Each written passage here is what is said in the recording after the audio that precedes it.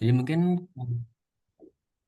nama aku Alvin Arsaat dari Himatika 23. Jadi mungkin di sesi malam ini kita kurang lebih bakal belajar terkait teori peluang, tutorial terkait teori peluang. Dan kalau misalkan untuk tutorial ini sendiri mungkin sistemnya aku bebasin ke kalian kalau misalkan ada yang mau nanya soal, kalau misalkan mau bahas sesuatu yang masih kurang mengerti, boleh di request aja. Nah, tapi mungkin kalau misalkan memang nggak ada request ataupun apa, skemanya bakal dimulai dari mungkin review singkat terkait teori peluang selama UTS ini kita bakal bahas. Jadi mungkin dari Timo, subbab 1.1 sampai 2.5 ya. Mungkin kalau memang nggak ada yang request about anything, kita bakal mulai dari 1.1 sampai 2.5. Saya bakal sekilas aja dan gue bakal point out kira-kira mana yang bakal mungkin masuk ke dalam ujian gitu, yang mungkin kalian perlu perhatiin dan perlu kalian hafalin gitu, atau kalian pahamin. Lalu kalau misalkan nanti review udah selesai, kalau misalkan memang nggak ada request lagi, gue bakal coba buat ngebahas soal tahun lalu. Oke, mungkin kalau misalkan memang ada yang mau request soal apapun itu, boleh nanti dikirim aja, boleh dikirim lewat chat ataupun dikirim lewat PC lain. Dan mungkin berarti di sini gue akan mulai dengan bab 1.1 dulu ya, kurang lebih. Oke, jadi nanti di sini terkait materi UTS adalah bab 1 dan bab 2, dimulai dari bab 1, Introduction, ke set teori, the probability set function, pokoknya 1 sampai 110 ini semuanya masuk, semuanya terkait pembacak diskrit, pembacak kontinu, lalu nanti masuk ke bab 2. Bab 2 ini mungkin lebih berfokus kepada pembacak yang multivariat. Jadi kalau misalkan di bab 1 kita belajar terkait yang satu variabel, misalkan X aja. Nah, sekarang di bab 2 kita akan belajar yang lebih dari satu variabel. Kita mulai dengan two random variables, baru nanti masuk ke yang lebih banyak lagi, yang multivariat gitu. Nah, di sini mungkin untuk babnya kan 2.1 sampai 2.5, di sini kayak kurang lebih kita bakal banyak fokusnya cuman ke bivariat. Cuma nanti mungkin ada nyenggol-nyenggol dikit terkait multivariat. Nah, mungkin kita langsung mulai aja ke subbab 1.1 terkait introduction. Sebenarnya di sini kita bakal belajar terkait eh, apa itu peluang dan apa itu distribusi. Mungkin kalian udah pernah belajar sebelumnya di Unbat, kayak bab 1 itu ngebahas terkait apa. Di sini karena terkait introduction, sebenarnya masih belajar mirip-mirip. Kita belajar himpunan, belajar peluang, set teori, segala macam. Yang sebenarnya ada juga di matkul-matkul lain. Misalkan kayak matkul Dasmat, matkul Penganril. Ini masih mirip-mirip dan sebenarnya biasanya most likely untuk soal TP yang kayak gini tuh jarang keluar. Jadi sebenarnya ini asalkan kalian paham aja terkait, oh dia itu nggak ada elemen, dia itu irisan seperti apa, gabungan seperti apa. Dan mungkin yang agak berbeda dengan, sorry bukan agak berbeda, yang agak penting di dalam sini adalah penentuan diagram Venn. Jadi kayak diagram Venn, misalkan ini diagram Venn untuk gabungan, diagram Venn untuk irisan, itu salah satu mungkin yang menjadi dasar nantinya untuk dalam perhitungan peluang, terutama nanti mungkin peluang bersyarat dan sebagainya. Nah ini Venn diagram cukup penting. Terus mungkin kita sekilas aja untuk bab 1.1 dan 1.2. Nah, di sini 1.3 terkait the probability set function.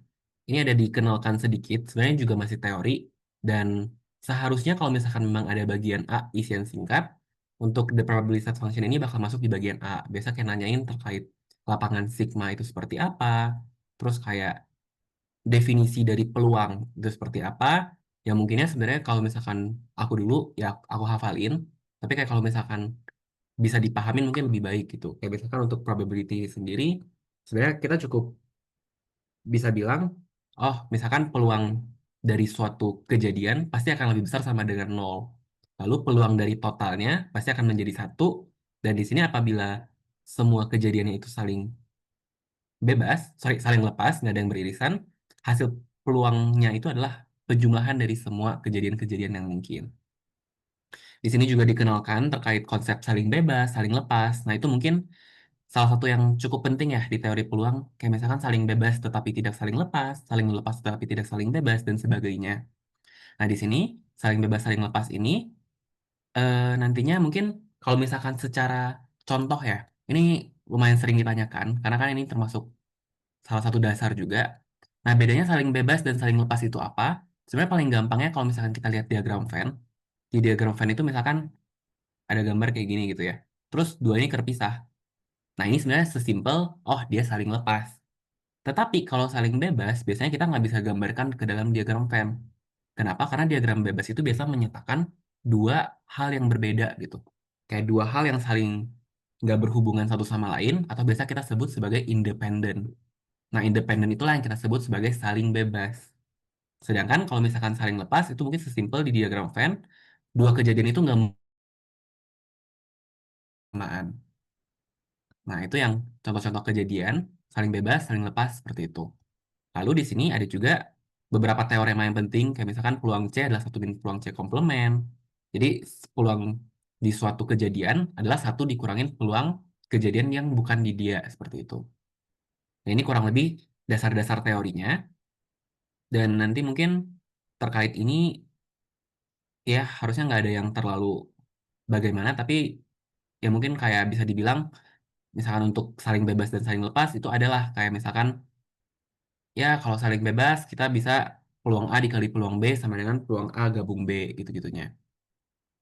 Sorry, peluang A iris B, gitu-gitu ya. Nah, di situ mungkin ada di teorema aja, mungkin bisa dibaca, dan di sini mungkin dimulai kita dikenalkan dengan yang namanya kombinasi dan permutasi. Nah, ini juga salah satu hal yang cukup penting di dalam teori peluang.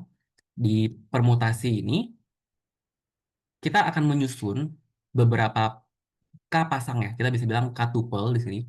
Permutasi disusun beberapa hal, jadi misalkan ada 8 orang, kita mau ngambil 6 orang, tetapi memperhatikan urutan. Nah, kalau memperhatikan urutan, kita akan menggunakan permutasi. Tetapi kalau kita nggak menggunakan, sorry, tetapi kalau kita nggak memperhatikan urutan, misalkan dari 8 orang, oh yaudah diambil aja 3 orang. Contohnya mungkin paling gampang, kayak pemilihan ketua kelas gitu ya. Dari 8 orang di satu kelas, oh akan diambil 2 orang yang akan menjadi ketua dan wakil.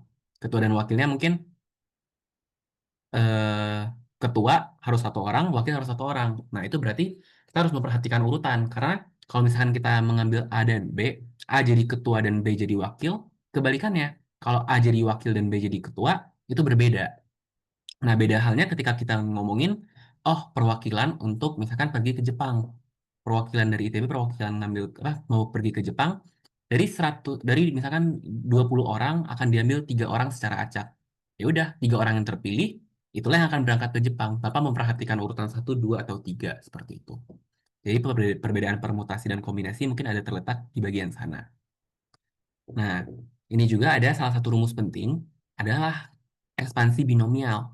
Jadi ini mungkin ekspansi binomial ini nantinya akan berguna, tapi mungkin belum di UTS gitu ya. Di UAS terkait pembuktian-pembuktian rumus dan pembuktian distribusi binomial, itu mungkin akan ada terkait ekspansi binomial ini.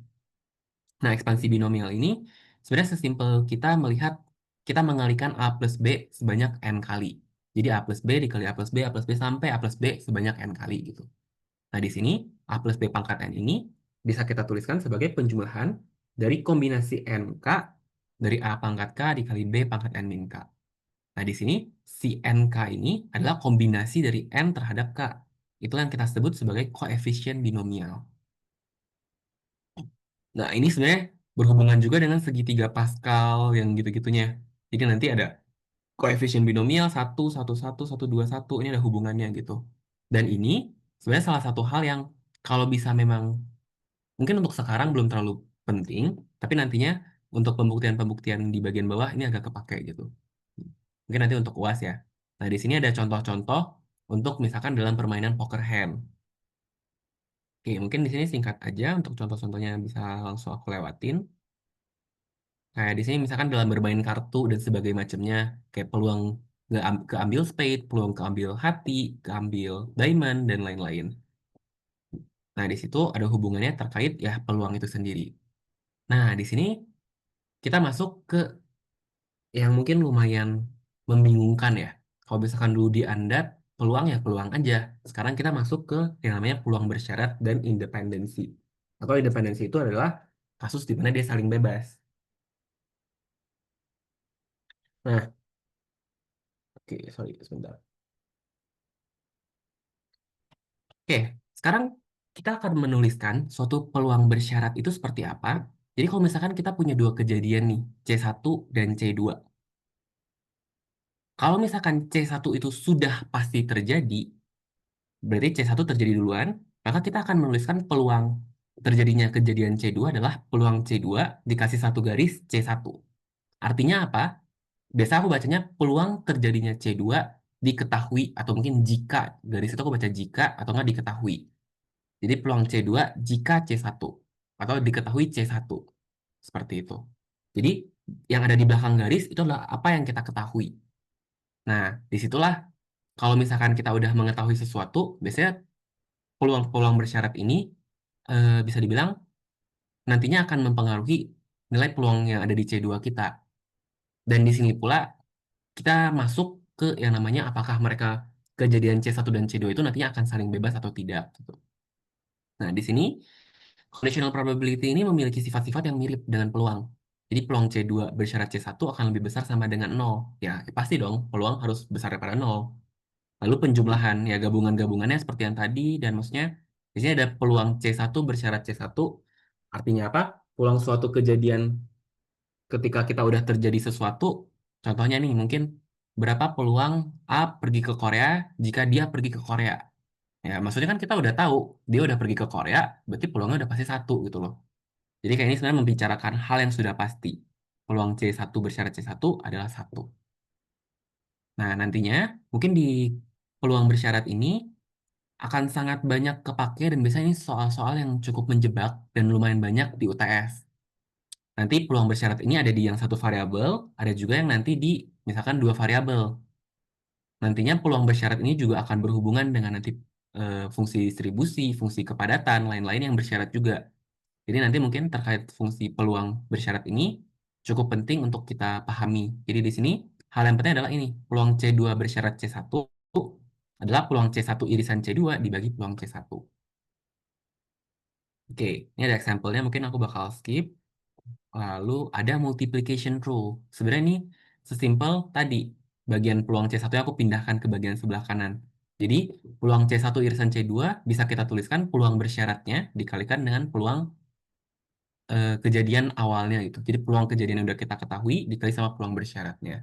Ini kita sebut sebagai multiplication rule. Jadi ini sebenarnya tinggal membolak-balik aja dengan persamaan yang ini tadi. Nah, itu cukup penting untuk peluang bersyarat. Lalu di sini ada, nah ini, di peluang bersyarat ada yang disebut sebagai teorema Bayes. Jadi teorema Bayes itu mengatakan apa? Kalau misalkan kita mau mencari peluang CJ, diketahui peluang C, kita bisa loh nyari dengan cara menjumlahkan ini ke kebalikannya. Sebenarnya kalau misalkan aku gampang melihatnya adalah, kalau misalkan kita mau nyari peluang A bersyarat B, tapi kita tahunya justru peluang B bersyarat A, bentar. Oke, peluang B bersyarat A. Kita tahunya peluang B bersyarat A, tapi diminta untuk peluang A bersyarat B. Nah, biasanya si Bayes teorem inilah akan berguna di dalam sini. Kalau misalkan kita lihat nih, peluang CJ bersyarat C, peluang C bersyarat CJ. Jadi kayak apa yang kita ketahui, nanti perlu, kalau misalkan kita mau muter, oh jadi ini gitu. Nah, itulah teorema Bayes itu ngomongin itu. Dan sebenarnya teorema Bayes ini juga ngatain ngomongin ini. Kayak yang tadi, teorema tadi nih. Kalau misalkan suatu peluang bersyarat sesuatu, oh bisa didapat dengan peluang irisannya dibagi dengan peluang syaratnya. Nah, mungkin terkait teorema Bayes, review singkatnya seperti itu.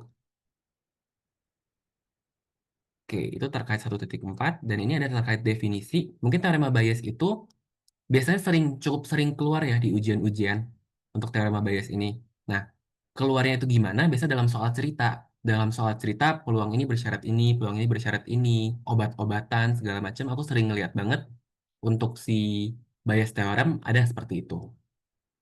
Nah, mungkin kalau misalkan aku sendiri, aku nggak suka menghafal rumus Bayes teorem. Kenapa? Karena di sini bisa dibilang rumusnya cukup panjang. Nah, cara gampangnya adalah kita cukup mengingat yang pertamanya aja. Lalu kita ingat kalau misalkan ini tadi peluang C irisan CJ adalah yang atas, terus peluang C berarti penjumlahan semuanya gitu. Jadi mungkin aku lebih seneng ketika aku menggambar diagram Venn, maksudnya kayak dicoba satu-satu, daripada aku langsung masukin ke Bayes teorem ini. Karena maksudnya ini juga bisa dinalar asal-usul teorema Bayes ini, dan kalau misalkan kalian lebih prefer untuk menghafal juga nggak apa-apa gitu. Tapi memang hati-hati kalau misalkan kalian menghafal rumus, biasanya teorema Bayes itu cenderung kita akan salah masukin, salah substitusi gitu-gitunya. Nah, tapi paling lebih berhati-hati di sana aja. Oke, itu untuk teorema bias. Terus di sini kita ngomongin terkait mutually independent. Nah, jadi kalau misalkan suatu kejadian, kita punya dua kejadian nih, C1, C2, C3 gitu ya. Kita akan bilang mereka itu saling bebas apabila peluang irisan dari C1 dan C3 itu adalah hasil perkalian dari masing-masing peluangnya. Jadi peluang C1 irisan C3 adalah peluang C1 dikali peluang C3. Nah, ini kita bisa bilang dia mutually independent, alias dia saling bebas. Jadi kejadian C1 dan C3 itu saling bebas. Nah, itu juga berlaku untuk kalau misalkan banyak kejadian gitu. Ini juga salah satu hal yang penting ya. Jadi bebas secara statistik, dan itu mungkin cukup penting. Sebenarnya sesimpel ya kita bisa memisahkan kedua peluang itu. Oke, sampai 1.4 mungkin seperti itu. Kita selesai 1.5 dulu mungkin ya. 1.5 mulai dikenalkan dengan yang namanya perubahan acak atau random variables. Nah, perubahan acak ini mungkin salah satu hal yang sangat penting nantinya dan jangan sampai kalian lupa untuk menulis perubahan acak ini. Jadi kalau misalkan kita ngomongin suatu fungsi X, sesuatu hal yang ada di kejadian nyata, kita tetap harus menuliskan X adalah perubahan acak yang menyatakan sekian, sekian, sekian. Apalagi mungkin nanti kalau misalkan kalian TA atau misalkan kalian di ujian lah terutama ya, udah ada soal, pokoknya wajib banget untuk menuliskan perubahan acak ini. Jangan sampai perubahan acak ini lupa karena biasa mungkin Buduma contohnya ya, itu suka mengurangi nilai kalau misalkan jawaban mahasiswa itu kurang lengkap. Nah, salah satunya adalah perubahan acak ini. Biasa orang-orang cenderung lupa untuk menulis perubahan acak itu apa gitu. Nah, mungkin kita ke definisinya dulu. Perubahan acak itu sebenarnya adalah eh, kejadian di dunia nyata yang kita assign angka-angka khusus gitu. Contohnya nih, dalam pelemparan dadu. Sebenarnya kan kalau misalkan kita bayangin pelemparan dadu satu kali gitu ya. Pelemparan dadu satu kali atau misalkan pelemparan koin. Kan ada head, ada tail, ada gambar, ada angka gitu misalkan. Nah, kalau misalkan muncul gambar, kadang kita bisa ngomong, oh gambar mengatakan 0, angka menyatakan 1. Nah, itu sebenarnya yang diomongin sama Puba Acak itu. Kayak Puba Acak itu mengassign head, misalkan jadi 1. Mengassign T jadi 0. Nah, jadi Puba Acak itu ngomonginnya ke sana. Nantinya, banyak kejadian-kejadian di dunia nyata, misalkan nih, contohnya mungkin kalau Buduma di asuransi gitu ya. Banyaknya klaim. Banyaknya klaim, ya, kalau misalkan kita pikir sehari-hari, banyaknya klaim, oh ada satu orang yang klaim. Nah, berarti satu orang yang klaim itu kita nyatakan sebagai angka 1 sekarang. Jadi random variable ini akan sangat berguna nantinya untuk kita menghitung. Jadi kayak kejadian-kejadian di dunia nyata yang awalnya nggak bisa ditulis dalam angka, kita assign angka-angka khusus ke dia, fungsi satu-satu gitu ya. Nah, itu jadilah sebuah kubah acak. Kubah acak ini ada dua macam. Ada yang diskrit, ada yang kontinu. Pubacak diskrit ngomongin apa? Pubacak yang bisa dicacah. Nah, mungkin hati-hati. Kadang orang mikir pubacak diskrit itu 0, 1, 2, 3, gini-gini aja. Benar, ini diskrit. Tetapi 0,5, 0,7, 1, 2, ya. Pokoknya kalau misalnya kita mencacah sesuatu, ini juga diskrit. Jadi hati-hati. Diskrit itu bukan berarti nggak ada koma. Tetapi diskrit itu kita bisa bilang eh kita bisa mencacah mereka dan maksudnya ada satu-satunya gitu. Jadi peluang 0,5 itu ada, peluang 0,7-nya ada, peluang 1 ada, peluang 2 ada. Sedangkan kalau continue, kita ngomongin selang. Jadi misalkan di antara min 3 sampai 4 gitu. Nah, ini yang kita sebut sebagai continue karena semua angka di dalam sini harus termasuk ke dalam pubacak tersebut. Jadi di sini pubacak ada yang diskrit, ada yang continue. Hati-hati, biasanya orang mikir kayak, oh koma-koma udah pasti continue. Belum tentu. Nah, di sini selanjutnya di sini ada dibilang nih, X also induces a probability which we call the distribution of X. Maksudnya apa? Artinya sebenarnya dari si pubah acak yang tadi sudah kita bangun itu bisa kita bikin jadi yang namanya distribusi. Kalau misalkan kita ingat di Andat dulu misalkan kita pernah belajar terkait distribusi Poisson, distribusi eksponensial, normal dan lain sebagainya. Nah, nantinya kita tuh akan mengarah ke sana. Tapi mungkin di UTS kita belum membahas untuk masing-masing distribusi spesial itu. Nanti itu akan masuk ke materi UAS. Tapi mungkin untuk supaya kalian tahu, ya kita bisa sebut si Pubacak-Pubacak itu sebagai distribusi. Nantinya untuk Pubacak yang diskrit kita sebut sebagai probability mass function. Nah, ini juga penting ya. Nantinya kalau misalkan dalam penulisan, terutama mungkin penulisan ujian, harus bisa ngebedain probability mass function dan probability density function. Jadi, probability mass function, atau mungkin dalam bahasa Indonesia itu fungsi massa peluang, itu adalah ya peluang-peluang untuk Pubacak yang diskrit. Jadi nanti kalian, mungkin kayak beberapa dosen, ada yang menuliskannya langsung fungsi peluang. Nggak ada masanya, nggak ada densitasnya. Fungsi massa peluang, fungsi densitas peluang, tapi ada juga dosen yang langsung tulis fungsi peluang. Tapi kalau misalkan memang mau lengkap, biasanya kita akan menuliskan untuk perubahan acak diskrit kita pakai fungsi massa peluang. Sedangkan untuk perubahan acak yang kontinu kita sebut sebagai PDF, Probability Density Function, atau dalam bahasa Indonesia fungsi kepadatan peluang. Nah, ini cukup penting dalam penulisan jawaban juga nantinya. Kalian boleh singkat PDF ataupun PMF, tapi tetap hati-hati ngelihat itu apakah diskrit, apakah kontinu, apakah gabungan. Kalau misalkan gabungan, biasanya kita cuma ngomong ya probability function aja. Karena nantinya si Pubacak itu mungkin-mungkin aja loh untuk punya Pubacak yang gabungan. Ada yang diskrit dan ada yang kontinu di dalam satu distribusi. Nah, di sini kita juga dikenalkan, mungkin kalian udah pernah belajar juga di Andat ada F besar. Jadi kalau misalkan tadi kita ngomongin F kecil untuk PDF dan PMF, ada yang F besar. F besar itu adalah fungsi distribusi kumulatif. Atau dalam bahasa Indonesia kita singkat FDK, dalam bahasa Inggris itu CDF, Cumulative Distribution Function. Artinya apa? Cumulative Distribution Function itu kita bisa bilang eh, dia itu adalah hasil penjumlahan dari negatif infinite sampai ke titik X itu. Jadi udah sampai berapa gitu. Atau mungkin kita bisa tuliskan dia adalah peluang X besar lebih kecil sama dengan X kecil. Oke, ada yang nanya, kalau fungsi peluang aja boleh nggak untuk PDF dan PMF? Nah, mungkin kalau misalkan dalam, aku kurang tahu ya, kalau misalkan dulu beberapa dosen, contohnya kayak, adalah beberapa dosen, misalkan dosen A gitu, dia udah nge-state, kalau misalkan nulis fungsi peluang, harus lengkap, misalkan fungsi massa peluang atau fungsi distribusi peluang, fungsi kepadatan peluang gitu-gitunya. Nah, salah satunya kalau nggak salah tuh Buduma. Cuman aku kurang ingat juga, mungkin kalian bisa make sure lagi. Sehingga aku Buduma itu, kalau misalkan untuk nulis fungsi peluangnya itu harus ada densitas ataupun masanya. Jadi kalian harus bisa ngebedain dulu fungsi massa dan fungsi densitas itu baru ditulis. Sedangkan beberapa dosen, mungkin kayak yang aku ingat tuh Pak Kresna gitu ya. Ya dia itu fungsi peluang aja justru nggak apa-apa gitu. Jadi mungkin seingat aku kalau Buduma harus detail, tapi nanti kalian make sure lagi aja. Kalau misalkan di kelas mungkin ada yang ingat pernah ngomong, Budumanya pernah ngomong atau apa gitu, ya ikutin aja gitu lah. Tapi mungkin hati-hati, CDF itu bukan fungsi peluang ya.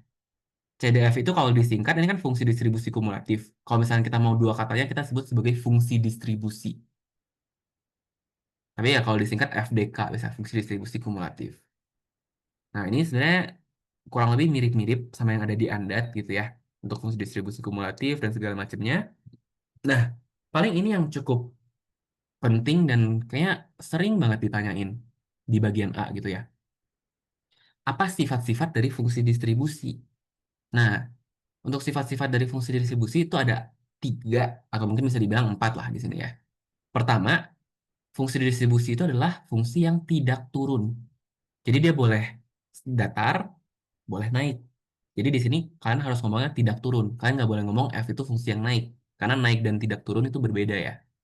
Naik itu ya berarti naik aja. Tapi kalau tidak turun, itu boleh datar dan boleh naik. Jadi, untuk fungsi distribusi kumulatif, salah satu sifat yang pertama adalah fungsi tidak turun. Lalu, limit X menuju negatif tak hingga, atau ke bagian sebelah kiri banget, itu akan menjadi nol. Ini mungkin kita bisa lihat ya. Kurang lebih fungsi distribusi kumulatif itu bentukan kayak gini lah nanti. Ada yang mungkin naik kayak gini, ada yang naik kayak gini, atau ada yang kayak gini gitu. Ya banyak nanti bentuk-bentukannya macam-macam, ada juga yang loncat-loncat gitu misalkan. Yang pasti nanti limit X menuju negatif tak hingga akan nol dan limit X menuju tak hingga akan satu. Dan salah satu sifat yang pentingnya lagi adalah si F kontinu kanan. Jadi kalau misalkan memang nanti di diskrit gitu ya, dia kontinunya di kanan. Nih, kita bisa lihat titik ini kontinu ke kanan.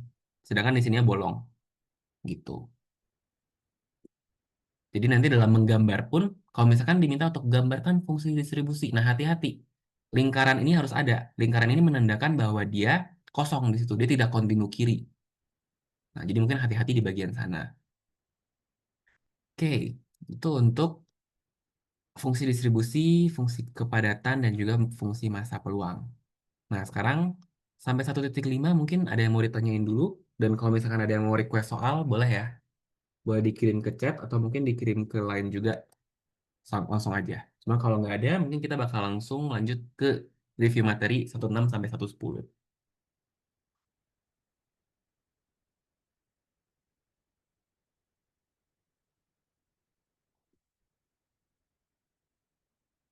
Oke, mungkin belum ada yang mau nanya. Kita lanjut ke, ada ini. Masih sering kebalik-balik soal PDF atau PMF sama fungsi distribusi atau peluang. Bingung mau pakai yang mana. Oke, jadi mungkin ngebedainnya kayak gini ya Rian ya. Kayak kalau misalkan kita ngelihat PDF dan PMF, mungkin, maksudnya PDF, PMF sama fungsi distribusi ya. Kita mungkin bisa bilang PDF dan PMF itu, mungkin kita lihat contoh kasus diskrit. Kalau misalkan di kasus diskrit, di sini kita bisa bilang kalau misalkan peluang X besar di satu titik, maka ini kita bisa pastikan dia adalah fungsi massa peluang. Sedangkan kalau misalkan fungsi distribusi kumulatif, FDK gitu ya, fungsi distribusi kumulatif itu akan selalu ngomongin peluang X besar lebih kecil sama dengan X kecil. Bingung mau pakai yang mana? Maksudnya, sorry, itu chat tadi ya. Nah, kita mungkin bakal ngomongin seperti itu. Dan biasanya kita pasti akan berkutat dengan fungsi massa peluang. Itu sebagai base-nya gitu. Karena dia ngomongin satu titik. Sedangkan yang ini, kita udah ngomongin kumulatif. Udah ngomongin hasil penjumlahan dari sebelah kiri, tambahin, tambahin, tambahin, tambahin, tambahin, tambahin, tambahin. Nah, jadi kalau misalkan kalian bingung, either pakai fungsi distribusi atau fungsi peluang, kebanyakan nantinya di belakang pasti akan pakai fungsi peluangnya, which is fungsi massa peluang atau fungsi kepadatan peluang. Nah, kalau di kasus kontinu, itu sama ya, mirip. Cuma kalau di kasus kontinu, peluang X besar sama dengan X kecil, itu akan selalu nol. Karena peluang di satu titik itu tidak ada untuk kasus kontinu. Tapi, kita bisa tulis dia dalam F kecil X. Sorry. Oke, F kecil X ya. F kecil X ini adalah fungsi kepadatan peluang, FKP. Nantinya, kalau fungsi distribusi kumulatif sebenarnya masih sama. Peluang X besar kecil sama dengan X kecil. Atau ya kita tulis sebagai F besar X gitu. Nah, mungkin dalam penulisan kecil X dan F besar X ini juga perlu hati-hati. Seingat aku kalau Buduma kita harus tulisnya lengkap. F, X besar, X kecil. Yang mengartikan apa? Pubacaknya adalah X besar. Dan realisasinya adalah X kecil. X kecil ini bisa kita ganti dengan angka gitu ya. Begitu pula untuk F besar, X kecil. Gitu. Jadi, dalam kasus sehari-hari pun nanti kalau misalkan di soal harusnya dikasih tahu fungsi ini adalah fungsi distribusi kah, fungsi kepadatan kah, atau seperti apa. Tapi pokoknya kalau ngomongin peluang X sama dengan, itu pasti fungsi kepadatan. Peluang X kecil sama dengan, itu pasti ngomongin fungsi distribusi. Oke, ada lagi pertanyaan? Oke, kalau oke, aman ya. Sekarang kita lanjut ke kubah acak diskrit. Tadi kita udah kenalan tuh, dalam kubah acak ada yang diskrit, ada yang kontinu. Ini lebih dalam lagi ke kubah acak diskrit dan juga mungkin fungsi-fungsinya ya. Di sini ya tadi udah dikenalkan probability mass function. Ya, kita bisa tulis pakai huruf P juga boleh ya. Jadi kalau misalkan fungsi kepadatan peluang di sini, fungsi massa peluang, kita boleh nulisnya F kecil X besar X. Ini boleh. Untuk kasus diskrit, kita juga boleh tulis dalam bentuk P X besar X kecil. Ini juga boleh. Atau kita mau tulis peluang X besar sama dengan X kecil, ini juga boleh. Nah, ini untuk fungsi massa peluang. Kalau yang diskrit ya, kalau misalkan untuk fungsi kepadatan peluang, kita cuma boleh pakai yang ini. Seperti itu. Karena kenapa? Alasannya adalah peluang X besar sama dengan X kecil di kontinu tadi nilainya nol. Akan selalu tidak ada. Nah, di sini ada kasus-kasus yang harus dipenuhi. Mungkin yang penting kadang suka tiba-tiba ada huruf atau ada apa yang kita minta.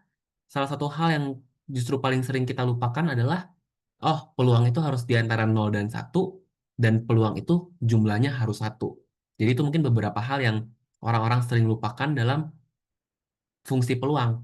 Fungsi peluang pokoknya hasil jumlah kalau discrete akan selalu 1, kalau continue akan selalu integralnya sama dengan 1. Nah, di sini dikenalkan dengan yang namanya support. Nah, ini paling penting kalau sama Buduma. Nggak ada support, pasti -2, -3 gitu nilai-nilai kalian.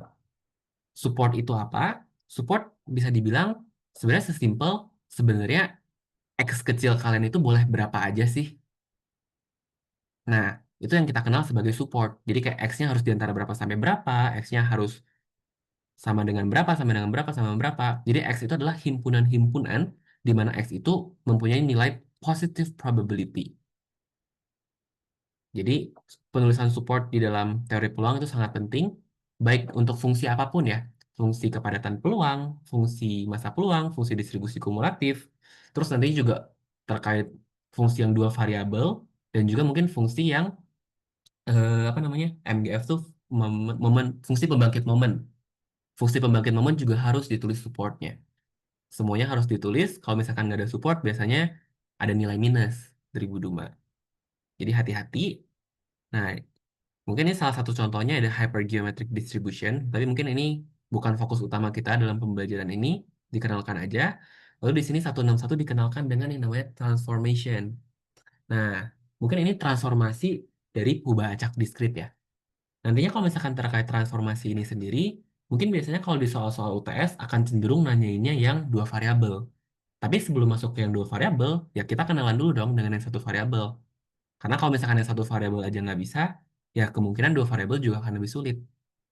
Nah, caranya gimana gitu ya? Kalau misalkan kita mau mengubah suatu Y dalam fungsi Gx besar, contohnya mungkin Y sama dengan 2X, atau Y sama dengan X per 2, Y sama dengan X kuadrat segala macamnya, sebenarnya kita cukup mensubstitusinya, peluang Y itu adalah kita ganti aja X-nya sama Y-nya.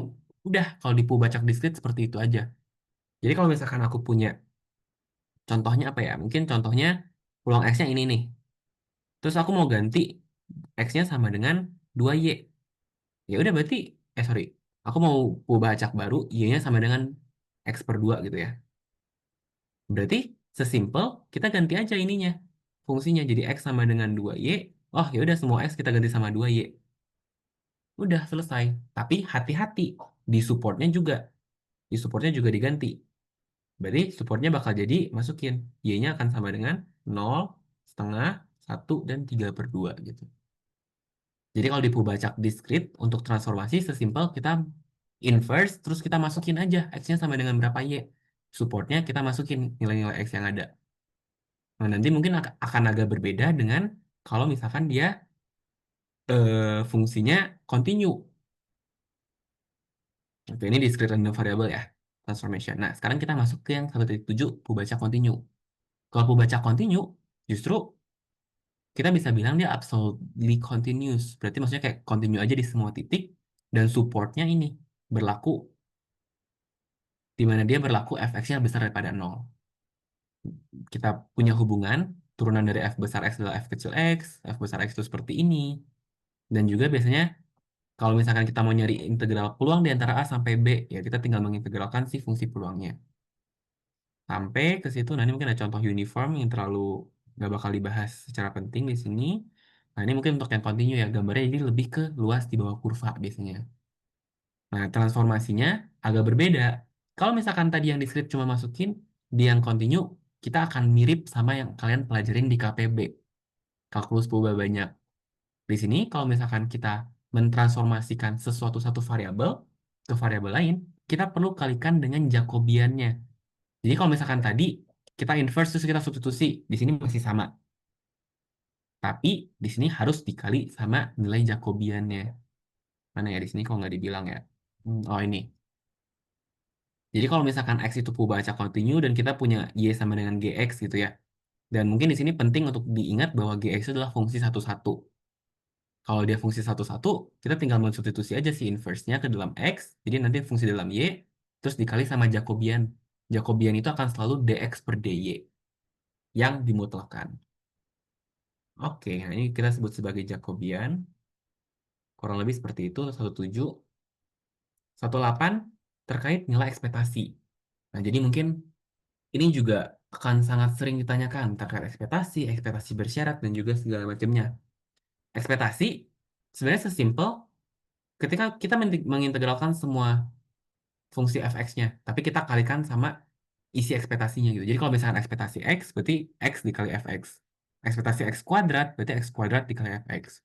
Ekspektasi mutlak x, berarti mutlak x dikali fx gitu. Jadi kalau misalkan untuk Pubac, kita pakai integral, dan kalau misalkan untuk Pubacak diskrit, kita pakai sigma.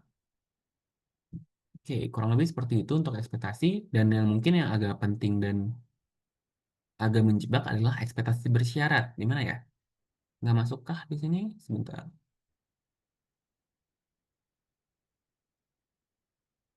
Oke, nggak di-mention ya ekspektasi bersyarat. Tapi nantinya, kalau misalkan kalian bakal punya ekspektasi bersyarat, misalkan ekspektasi X bersyarat something gitu.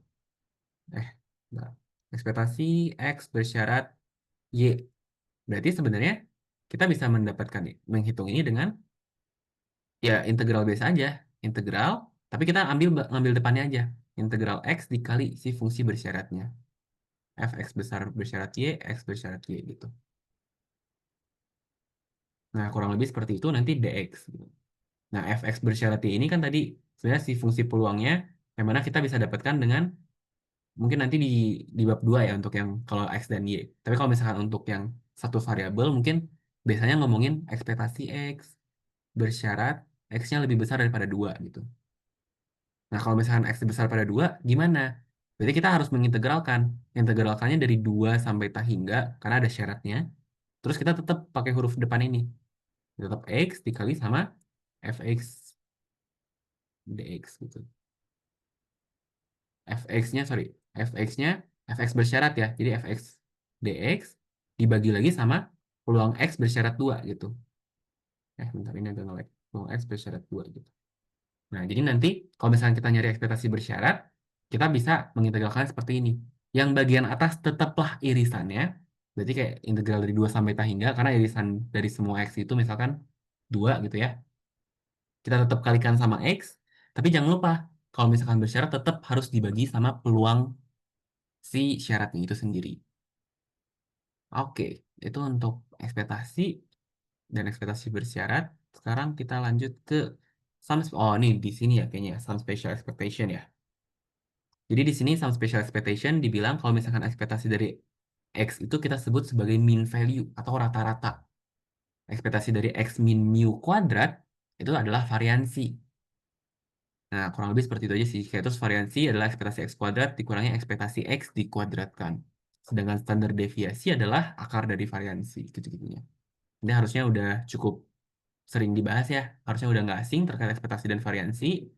Lalu di sini ada suatu hal yang mungkin sangat spesial, kita sebut sebagai moment generating function atau fungsi pembangkit momen. Jadi kalau misalkan kita lihat tadi, sebenarnya ekspektasi atau mean itu adalah momen pertama. Variansi adalah momen pusat kedua. Nantinya kita juga bisa mencari momen ketiga, momen keempat dengan menggunakan apa? Dengan ini, moment generating function ini. Nah, moment generating function ini atau dalam kita singkatnya MGF gitu ya, fungsi pembangkit momen. Kadang di bahasa Indonesia kita singkatnya FPM gitu. Nah, ini sebenarnya adalah sesimpel ekspektasi dari E pangkat TX. Dan ini berlaku untuk semua ubah acak, mau diskrit ataupun mau kontinu. Tapi ya paling yang menyesuaikan, kalau diskrit dia sigma, kalau kontinu dia integral. Kurang lebih seperti itu. Lalu ini untuk teorema, oke, sebenarnya kurang lebih mirip-mirip ya. Untuk pembangkit momen, yang penting ingatnya adalah ekspektasi E pangkat TX. Nah, nanti dari fungsi pembangkit momen itu, dan dimasukin nol akan jadi mu. Ketika kita turunkan 2 kali, dan kita masukin nol akan jadi ekspektasi X kuadrat. Nah, nanti kan si sigma kuadrat adalah ekspektasi X kuadrat dikurangi ekspektasi X dikuadratkan. M double aksen 0 dikurang M aksen 0 kuadrat. Jadi si fungsi pembangkit momen ini juga salah satu alternatif kalau nggak salah di ujian kalian juga muncul ya. Sorry, di kuis kalian kemarin muncul fungsi pembangkit momen dan ini kebergunaannya tuh di sini. Nah, nantinya kalau kita mau cari momen ke M, bisa-bisa aja dengan cara kita menurunkan si fungsi pembangkit momen itu sebanyak M kali Terus kita substitusi nol. Oke, seperti itu. Oke, harusnya udah. Ini nggak terlalu penting. Oke, McLaurin ini sebenarnya. Oke. Nah, yang terakhir dari bab satu kita ngebahas terkait important kesamaan penting yang ada di teori peluang. Nah, ini biasanya muncul, kalau misalkan memang tiba-tiba muncul, bisa aku bilang ini agak nggak relate sama yang lain-lain sebelumnya gitu. Maksudnya nggak relate adalah materi ini, kalau misalkan kita diminta untuk ketaksamaan Markov, ya kita harus hafal ketaksamaan Markovnya seperti ini. Kalau kita mau ketaksamaan Chebyshev, kita harus hafal ketaksamaan Chebyshevnya seperti apa gitu. Aku kurang tahu apakah kalian dikasih cheat sheet apa enggak, tapi seharusnya sih, kalau misalkan memang terkait ketaksamaan ini, mungkin dua itu yang paling penting. Ada ketaksamaan Markov, yaitu peluang sesuatu lebih besar dari suatu angka, itu akan lebih kecil sama dengan ekspektasinya dibagi sama angka tersebut. Jadi ini inequality atau ketaksamaan yang kalau misalkan kita punya fungsi apapun lah biasanya, kayak mungkin aku punya fungsi yang miring banget ke kanan, fungsi yang miring banget ke kiri. Pokoknya semua hal itu akan berlaku ini. Peluang X besar daripada C itu adalah akan selalu lebih kecil sama dengan ekspektasinya dibagi C gitu. Dimana sebenarnya di sini diperumum dengan UX ya. Kita boleh isinya X aja, boleh isinya X kuadrat gitu-gitunya. Oke, itu untuk ketaksamaan Markov dan yang penting satu lagi adalah ketaksamaan Chebyshev. Nah, yang biasanya aku ingat yang mana yang ini. Satunya lagi sebenarnya tinggal ya disesuaikan. Jadi kita tinggal mengingat ini, peluang mutlak X min mu besar sama dengan K sigma akan lebih kecil sama dengan satu per K kuadrat. Jadi ini berlaku untuk semua X juga. Nah, biasanya kita mau nyari peluang X-nya besar berapa atau di antara berapa, itu kita bisa untuk semua hal satu per K kuadrat gitu.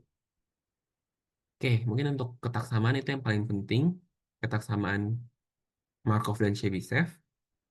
Dan biasanya kalau misalkan dalam soal itu cuman apa namanya? Cuman dipakai aja sih Chebyshev-nya seperti itu. Ini adalah latihan-latihannya. Oke, untuk bab satu ada yang mau ditanyain dulu nggak? Ada yang mau ditanyain atau tadi lagi ya, mungkin aku ingatkan lagi, kalau misalkan ada yang mau nanya soal, spesifik soal tertentu, boleh langsung dikirimin aja lewat Zoom atau lewat line pribadi. Kalau nggak ada, mungkin aku bakal lanjut ke review materi dan ngebahas yang kira-kira penting dan apa yang kira-kira keluar aja gitu. Nah, oke, mungkin sambil nunggu kalau ada yang ini, kita masuk ke bab 2. Dari tadi kita ngebahas, oke, kita masih kurang paham sama ekspektasi bersyarat. Oke, Nabila. Mungkin kita bakal ngebahas terkait ekspektasi bersyarat sedikit lagi ya. Aku bakal coba tuliskan ekspektasi bersyarat itu. Oke, di sini ya. Jadi mungkin salah satu contohnya adalah kalau misalkan kita ingat ekspektasi bersyarat di satu variabel tuh contohnya mungkin adalah, sebentar, agak nge-lag. Ekspektasi X yang tadi ya, ekspektasi X bersyarat. Kita tahu X-nya itu misalkan X-nya lebih besar daripada 5 atau X-nya lebih kecil daripada 2 gitu. Oke, contohnya seperti ini. Nah, kalau misalkan ketemu kasus yang seperti ini, sebenarnya kita tuh mengekspektasikan seperti biasa aja. Kita ekspektasikan integral biasa aja. Misalkan X-nya, apa ya, mungkin aku punya fx. X-nya adalah distribusi eksponensial gitu ya misalkan ya. Ini contoh aja. 1/2 pangkat, ntar ganti aja deh. 2 pangkat min 2x gitu. Ini contoh. Dengan X-nya lebih besar daripada 0. Nah, kalau misalkan aku mau mencari ekspektasi X bersyarat X besar 5, sebenarnya di sini cara kita melakukannya adalah kalau misalkan kita punya ekspektasi X biasa kan kita tinggal kayak gini ya. Integral X dikali sama fungsi fx-nya. Aduh, agak nge-lag sebentar ya. Fx-nya dx. Dari 0 sampai tak hingga. Nah, sekarang kalau misalkan kita ada syarat di belakangnya, justru itu yang bikin beda. Kalau misalkan syaratnya X besar 5, berarti kita lihat X besar 0 dari support awalnya X besar 0, dan syaratnya X besar 5 irisannya di mana. Kan kita ingat tadi kalau misalkan kita mengintegralkan ini berarti kita bakal ke integral X. Untuk integralnya itu adalah X yang ada di supportnya. Support irisannya berarti ya. Support X irisan X besar 5. Duh, ini agak nge-lag sebentar ya. Dikali sama si fungsinya. Fungsi fx-nya aja. Fx bersyarat X besar 5 gitu. Jadi sebenarnya kita ngintegralin biasa aja gitu Nabila. Kayak integralnya biasa aja, tapi ingat kalau ini ada syaratnya. Nah, karena ada syaratnya, pertama-tama kita lihat di support. X-nya kan awalnya X besar 0. Tapi di sini ada syaratnya X besar 5. Berarti sekarang hasil integral kita harus integralan dari 5 ke atas. Bolehnya doang. Dari 5 sampai tahi nggak berarti. Dikali sama X-nya tetap. Nah, sekarang fx bersyarat X besar 5-nya. Berarti fx bersyarat X besar 5-nya adalah ya sebenarnya fungsi fx-nya aja. Dibagi sama syaratnya. Syaratnya adalah f di mana X besar 5. Atau mungkin bisa aku tulis ya peluang X besar 5 gitu. Dx. Udah, dapat. Ini hasil integral kita. Kita integralkan seperti biasa, tapi sekarang si batasnya udah berubah dan ada peluang bersyaratnya. Kebayang, Nabila, maksudnya atau masih ada yang kurang jelas? Oke, aman. Makasih ya, Kak. Oke, nah mungkin untuk ekspektasi bersyarat seperti itu ya. Kalau misalkan syaratnya X kecil 5, berarti integralnya dari 0 sampai 5 aja gitu. Dan syarat di bawah sini bakal jadi kecil 5 gitu. Oke, untuk bab satu ada lagi yang mau ditanyain? Kalau nggak ada, mungkin sembari jalan aja, aku bakal masuk ke chapter 2. Di sini tadi mungkin pengantarnya adalah kalau dari tadi kita ngebahas terkait satu variabel aja, x gitu. Sekarang kita masuk ke dua variabel, ada x1 dan x2. Nah, sekarang berarti kita bisa bilang supportnya juga berpasangan, ada x1 dan x2, atau mungkin x dan y seperti itu. Nah, di sini yang pentingnya adalah kita bisa bilang si titik-titik ini adalah random vector. X1, X2, dan segala macamnya itu adalah random vector. Atau ya kita bilang dia vektor acak, di mana dia ada pasangan X, Y, atau X1, X2, seperti itu. Nah, di sini dikenalkan lagi sebenarnya cumulative distribution function. Nah, cumulative distribution function di sini adalah F besar. F besarnya adalah irisan dari peluang X besar satu kecil X1 diiris dengan X2 kecil X2. Nah, ini mungkin agak jarang dipakai. Kalau misalkan ini hint aja kayak di dua variabel itu jarang ditanyain terkait F besar. Tapi di sini yang akan sering kepakai yang ini nih. Joint cumulative distribution function. Atau dalam bahasa Indonesia adalah fungsi, sorry, bukan yang ini, Deng. Si F besar ini tadi kita sebutnya sebagai joint cumulative distribution function ya. Dan di sini X1 dan X2 masih sama seperti di bab satu tadi, bisa berupa vektor acak diskrit atau vektor acak yang kontinu. Nah, ini yang aku mungkin agak penting ya. Yang sangat sering dibahas nantinya adalah justru ini, joint probability mass function, atau yang kita kenal sebagai fungsi massa peluang gabungan. Nah, nantinya masih di kasus yang sama dengan bab satu tadi, kita bisa nulisnya fungsi massa gabungan, fungsi massa peluang gabungan, atau fungsi peluang gabungan aja. Balik lagi, sesuai sama dosen kalian aja. Kalau misalkan pengennya lengkap, berarti harus pakai massa untuk yang diskrit, harus pakai kepadatan untuk yang kontinu.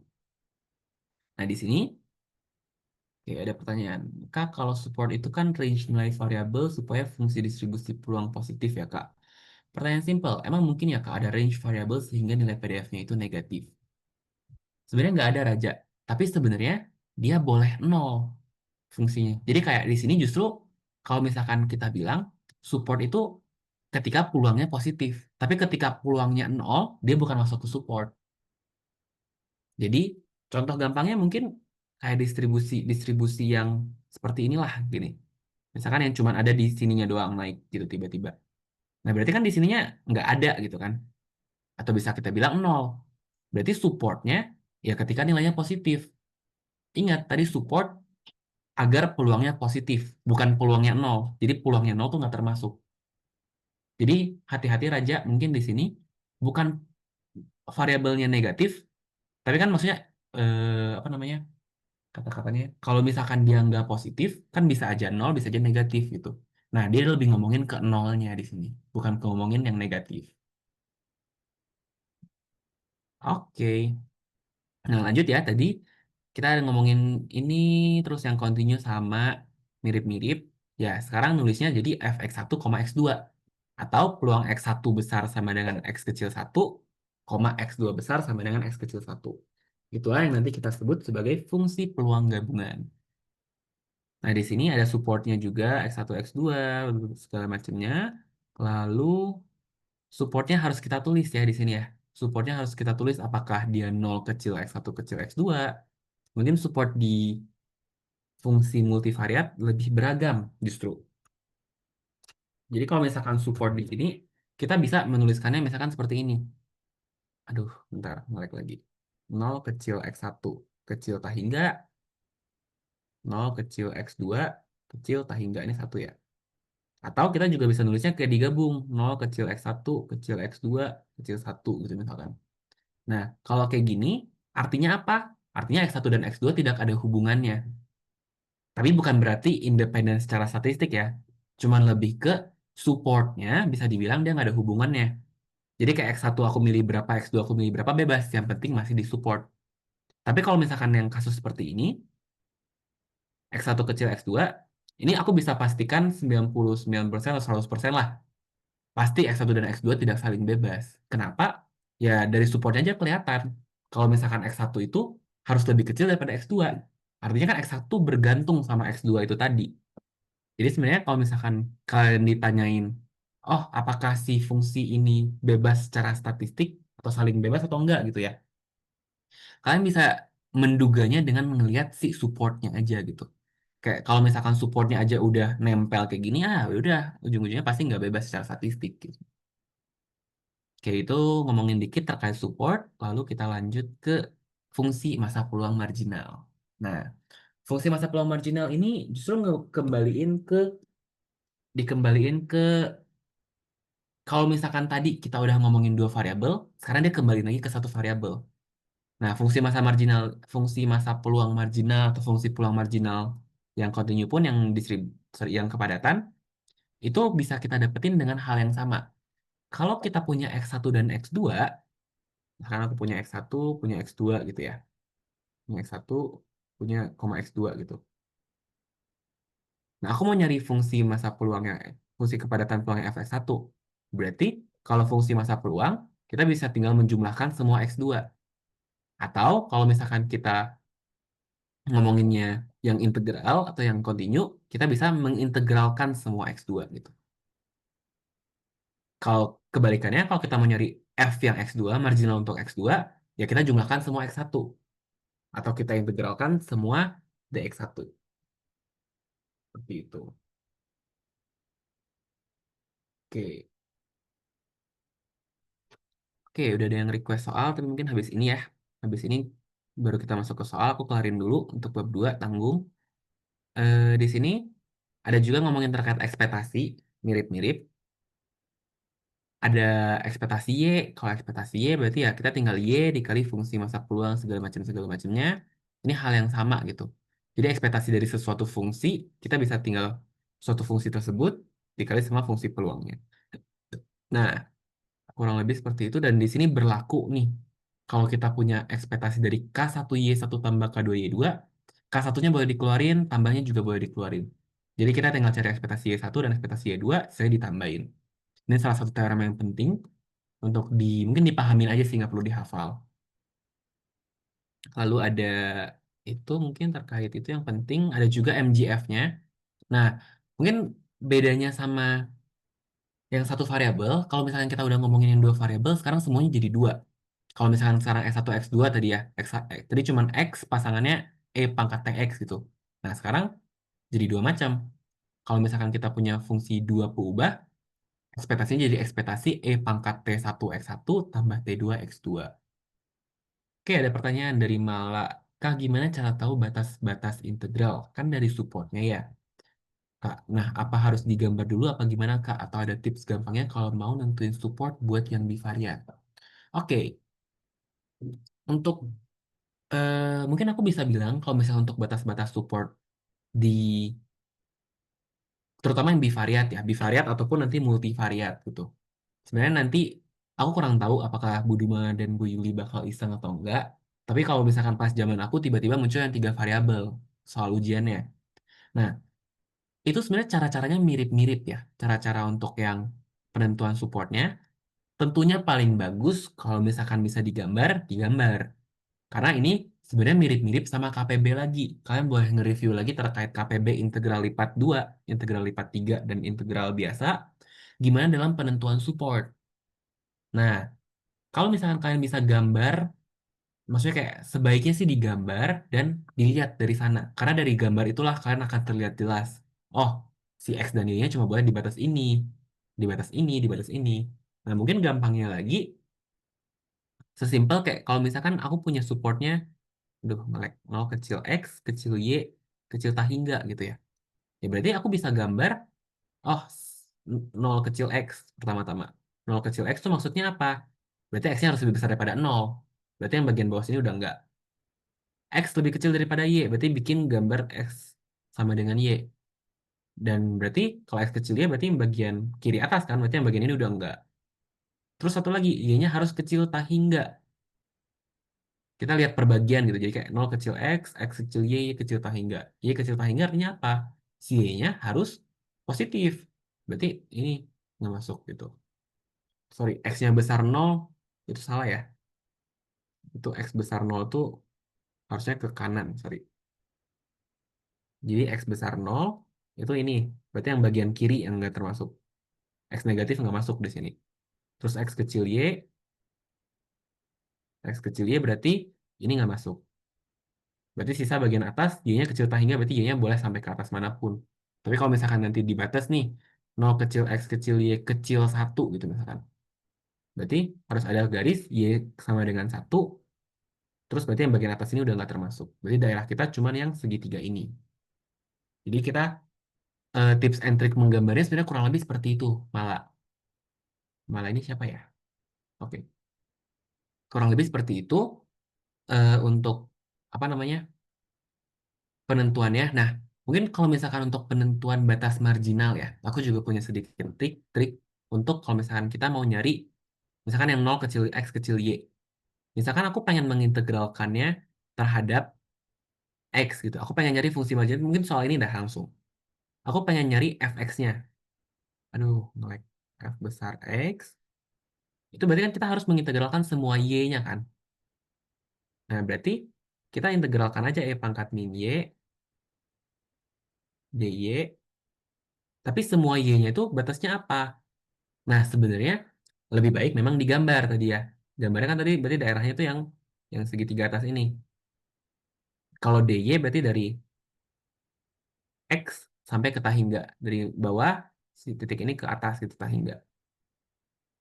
Nah, tapi ada cara lain sebenarnya. Kalau misalkan aku sering lebih ke ngeliat gini, kan kita mau ngintegralin Y. Yaudah kita lihat yang ada di sekitar Y. Berarti Y-nya akan integral dari X sampai Tahingga gitu. Nah, ini salah satu trik, sebenarnya trik aku aja sih kayak daripada aku gambar kalau soal kayak gini biasa batasnya otomatis langsung sekitar-sekitarnya aja. Tapi perlu hati-hati lagi. Kalau misalkan ini kan khusus untuk kasus marginal. Kalau kasusnya tadi tiba-tiba mungkin soal tutorial ya kalau kalian ingat tadi aku lupa nomor berapa gitu. Ada yang peluang X1 tambah X2 kecil sama dengan 1. Nah, kalau kayak gitu justru dia harus cari irisannya sama support. Jadi kayak kalau misalkan di soal tutorial tadi, duh, bentar mana ya ini. Soal tutorial tadi mungkin kan ada yang supportnya kayak gini nih misalkan ke atas. Supportnya segitiga ini. Tapi kita nyarinya peluang X tambah Y kecil sama dengan 1. Justru kita harus kasih garis lagi. Luas daerah kita cuma yang ini sekarang.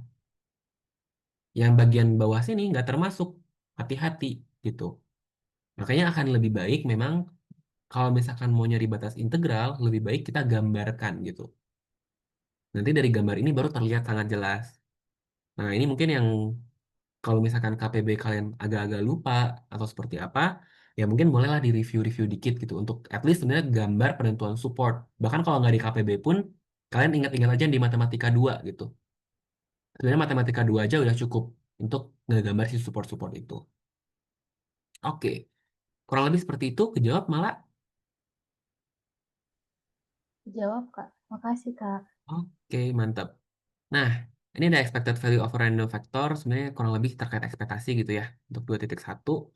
Nah, 2.2 ini baru mulai kita ngebahas lagi terkait transformasi.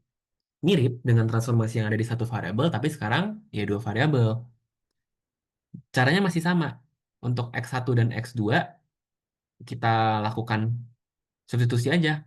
Jadi kayak kalau misalnya aku pengen ngubah Y1 sama dengan sekian X1 tambah sekian X2, Y2-nya sekian X1 tambah sekian X2. Kita balik. X1-nya sama dengan apa, X2-nya sama dengan berapa Y gitu. Substitusi, kalau untuk yang diskrit udah. Tapi kalau misalnya untuk yang continue, kita substitusi, terus kita kali Jacobiannya. Oke, kurang lebih seperti itu. Mirip-mirip untuk transformasi. Nah, Jacobiannya sekarang berubah. Jacobinya jadi Jacobi dua dimensi. Yang mana kita bisa dapatkan dengan melakukan determinan dari do X per do Y. Nah, karena di sini ngomongin determinan, jadi yang ini dan ini ketukar tuh nggak masalah ya. Jadi kayak kalau misalkan kalian nulis do X1 per do Y2-nya di bawah, atau do X2 per do Y1-nya di kanan atas, itu nggak masalah. Hasilnya akan sama aja. Tapi memang kalau benernya kayak gini. Tapi kalau misalkan nanti kalian lupa, ya maksudnya ketukar itu nggak apa-apa. Karena nanti hasil Jacobinya bakal sama. Oke, kurang lebih seperti itu untuk transformasi yang menggunakan Jacobi. Nah, ini transformasi-transformasi ini sebenarnya baru yang ada di KPB. Kalau kalian ingat KPB, itu akan lebih baik, mirip banget dengan yang ada di TP sekarang.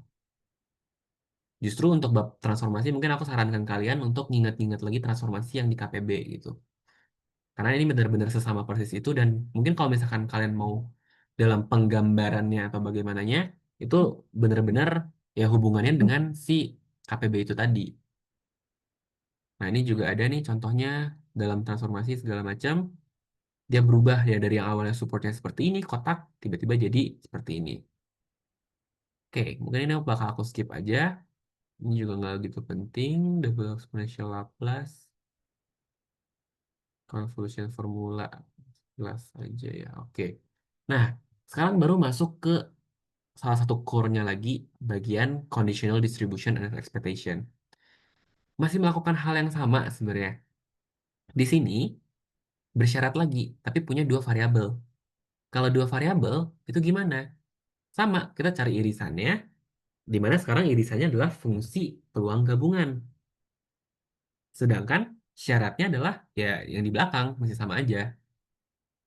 Nah ya udah, sekarang dapat peluang X2 sama dengan X2 bersyarat X1 sama dengan X1 adalah seperti itu. Jangan lupa untuk ditulis supportnya. Inilah yang kita sebut sebagai fungsi masa peluang bersyarat.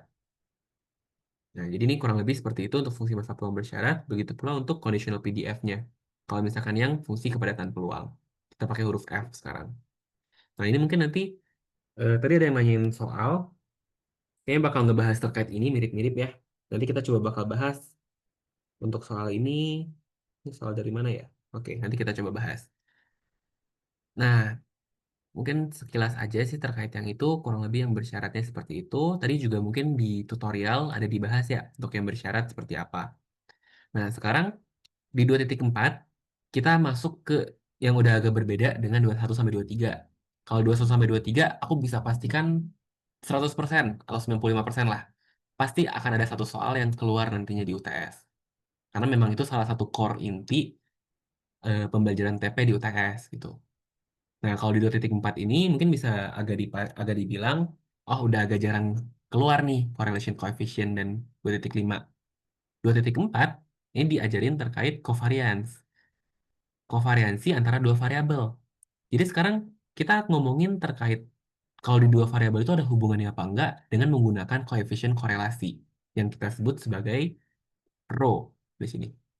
Nah, koefisien korelasi ini bisa kita dapatkan dengan koefisien kovariansinya dibagi dengan akar dari variansi X1 dan variansi 2. Atau ya standar deviasi 1, standar deviasi 2 gitu ya.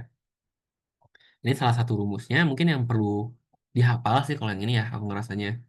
Jadi di sini si kovariansinya dapat dari mana? Kovariansinya itu adalah ekspektasi XY dikurangi ekspektasi X dikali ekspektasi Y. Nah, itu untuk koefisien korelasi kadang masih keluar untuk yang ini. Terus di sini juga ada hubungan-hubungannya kalau misalkan dia bersyarat. Ekspektasi Y bersyarat X adalah mu 2 ditambah rho sigma kuadrat per sigma 1 dikali X min mu 1. Nah, untuk yang ini sendiri mungkin aku tahun lalu nggak aku hafal. Dan yang ini juga. Tapi memang kalau misalkan, karena mungkin aku bisa bilang tipe soal yang keluar kayak gitu tuh agak jarang. Tapi mungkin kalau misalkan kalian punya waktu untuk belajar dan menghafal ini, ya akan lebih baik lagi sebenarnya. Nggak ada rugi. Tapi bisa aku bilang ini tipe-tipe rumus yang jarang kepake gitu. Jarang bukan berarti nggak pernah tapi ya. Oke. Terus itu koefisien korelasi ini nggak penting harusnya. Terus di 2.5 terakhir, nah ini kita ngomong terkait independent random variables. Ini mungkin masih termasuk ke 21 sampai 24 yang lumayan sering keluar gitu ya. Di sini kita ngomongin independent random variable itu adalah sebenarnya ini adalah ketika kita punya fungsi peluang gabungan itu sama dengan fungsi marginal X1 dikali fungsi marginal X2. Udah sesimpel itu untuk bebas statistik atau mungkin independent random variable. Kalau misalkan dia tidak sama dengan, berarti kita bisa bilang dia dependent atau bergantung. Ya, maksudnya tidak saling bebas gitu ya berarti ya. Nah, di sini sesimpel itu untuk independent random variable pakai itu. Nah, tapi ada hubungannya nanti ke si fungsi pembangkit momennya setiap aku. Mana ya? Oke, ini nggak gitu penting. Oke, oke. Mungkin sebelum ke fungsi pembangkit momen, ke ekspektasi. Jadi kalau misalkan tadi berlaku fungsi peluang gabungan sama dengan fungsi X1 dikali fungsi X2 marginal masing-masing, di ekspektasi juga berlaku. Ekspektasi X1 dikali X2 adalah ekspektasi X1 dikali ekspektasi X2 gitu. Ini berlaku hanya ketika dia bebas secara statistik atau dia saling bebas. Begitu pula, nah ini yang aku bilang tadi, fungsi pembangkit momennya berlaku, yakni saling bebas, bisa dipisah. Jadi yang awalnya MT1T2, ekspektasi ini kita pisah jadi kali, dan karena dia saling bebas, berarti X1 dan X2-nya boleh dipisah.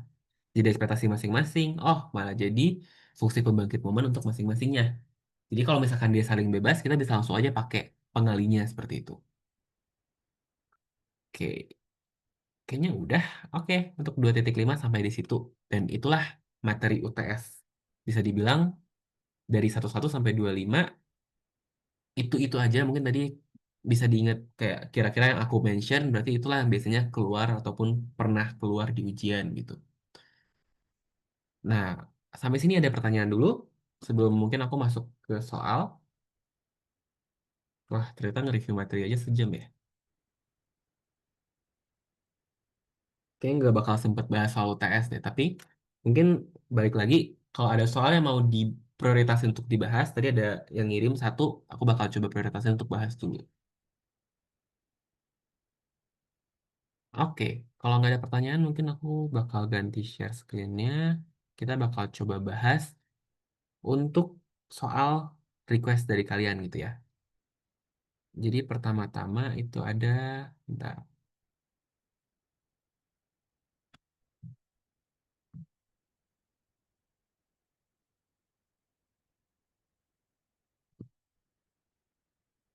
Oke, ada request dari Nat. Ini soal apa ya, Nat? Soal UTS bukan? Jadi di sini Iya, ada, Kak. oke, kita coba bahas ya. Misalkan Puba Acak, bla bla bla bla. Oke.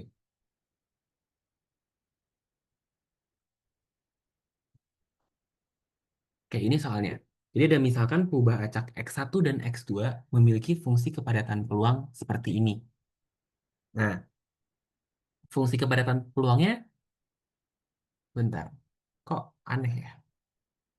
Nggak dikasih tahu ya ini. Oke, kita anggap nggak dikasih tahu dulu ya. Jadi fungsi kepadatan peluangnya fx1, x2, dia punya supportnya dari negatif tahingga sampai tahingga. Nah, untuk I-nya I1 dan I-nya 2 gitu ya. Nah, sekarang dimisalkan lagi nih. Dimisalkan lagi Y1 sama dengan X1 tambah X2 dan Y2 itu sama dengan X2. Nah, sekarang justru kita mau tahu, oh, dari fungsi kepadatan peluang yang nggak dikasih tahu sama sekali itu, kita malah disuruh untuk transformasi, di mana Y1-nya itu adalah X1 ditambah X2, dan Y2-nya adalah X2 aja gitu. Nah, kalau misalkan kayak gini, kita harus gimana? Ya, sebenarnya jangan takut. Kita ingat aja cara-cara tadi. Ketika kita diminta untuk mencari fungsi kepadatan peluang yang udah ditransformasi, berarti kita cukup dengan melakukan inverse-inverse-nya tadi. Nah, mungkin aku bakal coba bahas pertama-tama untuk 3A ya. Sebentar. Ini tuh... Oke.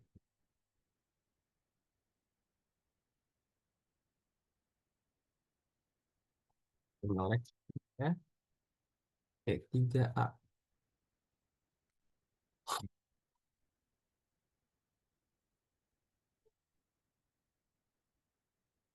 Oke, 3 yang A ya.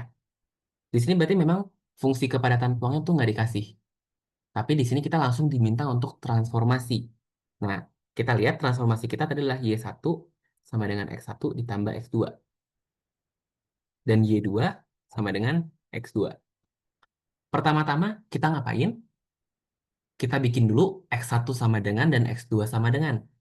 Berarti ini kan gampang tinggal dibalik. Berarti X2 sama dengan Y2. Dan X1 berarti akan sama dengan Y1 dikurang X2, which is Y1 dikurang Y2 gitu ya. Udah, selesai. Nah, selanjutnya ngapain? Kita cari, kita ingat tadi kalau misalkan kita mau nyari fungsi kepadatan peluang bersama yang ditransformasi, berarti sekarang kita perlu cari Jacobiannya.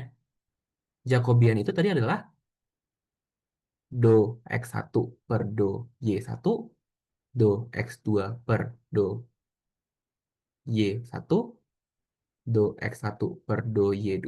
Ini yang aku bilang ya, ini sebenarnya kebalik nggak apa-apa, tapi sebenarnya ini 1, 2 harusnya sebenarnya. 2, 1 gitu ya. Do X2 per do Y2 gitu.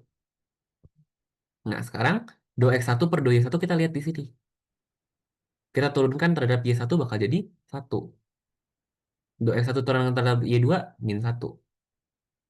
Do X2 diturunkan terhadap Y1 di sini 0, turunkan 1. Determinannya adalah 1 dikurang 0, 1. Jacobiannya berarti. Nah, berarti Jacobian udah selesai. Berarti sebenarnya gampang tadi yang kita punya fx1, x2, x1 kecil, x2 kecil. Sekarang kita tinggal ganti aja x1 kecilnya jadi y1 kurang y2 dan x2-nya jadi y2. Berarti sekarang akan sama dengan fy1, y2. Nah, x1-nya ganti y1 min y2, x2-nya jadi y2 aja. Dikali sama Jacobian. Yang mana Jacobian adalah 1. Berarti sebenarnya ya sama dengan fy1, y2, y1 min y2, y2. Nah, jangan lupa, biasanya yang paling orang sering lupa adalah support. Di sini supportnya akan berlaku. Kalau tadi kan kita tahu 0 kecil xi kecil tahingga. Artinya untuk setiap x berlaku 0 sampai tahingga gitu ya. Nah, sekarang y gimana? Kita lihat aja. Oh, y itu adalah x1 tambah x2. Kalau x1-nya aja 0 sampai tahingga, x2 0 sampai tahingga, berarti y1-nya juga akan ada berada di support 0 sampai tahingga. Dan Y2 sama dengan X2. Berarti X2 tadi 0 sampai tahingga juga. Berarti supportnya 0, kecil Y2, kecil tahingga. Dapat.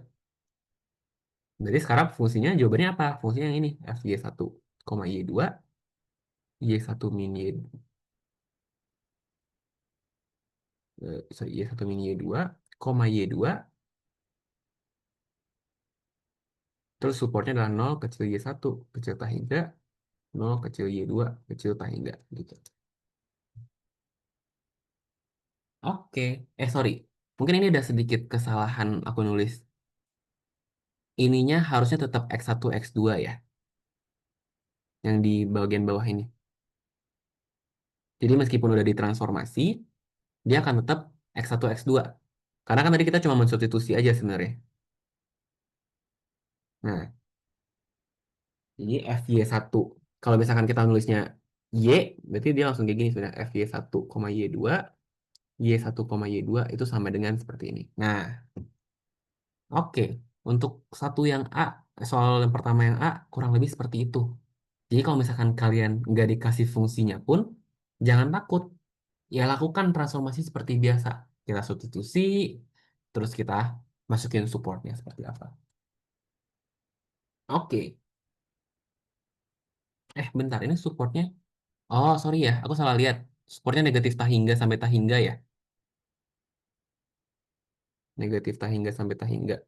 Berarti si Y1-nya juga negatif tahingga sampai tahingga. Si Y2-nya juga negatif tahingga sampai tahingga. Oke, kurang lebih seperti itu. Oke, kalau ada pertanyaan boleh disambilan aja ya. Langsung di chat aja atau mau dipotong juga boleh. Sekarang kita lanjut ke 3B. Kita diminta untuk menunjukkan bahwa FY1 Y1 sama dengan integral min tahingga sampai tahingga dari fx1 ini dy2 yang disebut sebagai convolution formula. Nah, sebenarnya untuk yang B ini nggak terlalu susah. Di sini kan dibilang fungsi marginal berarti kan kita diminta untuk menunjukkan FY1. Kan aku screenshot aja lagi ya.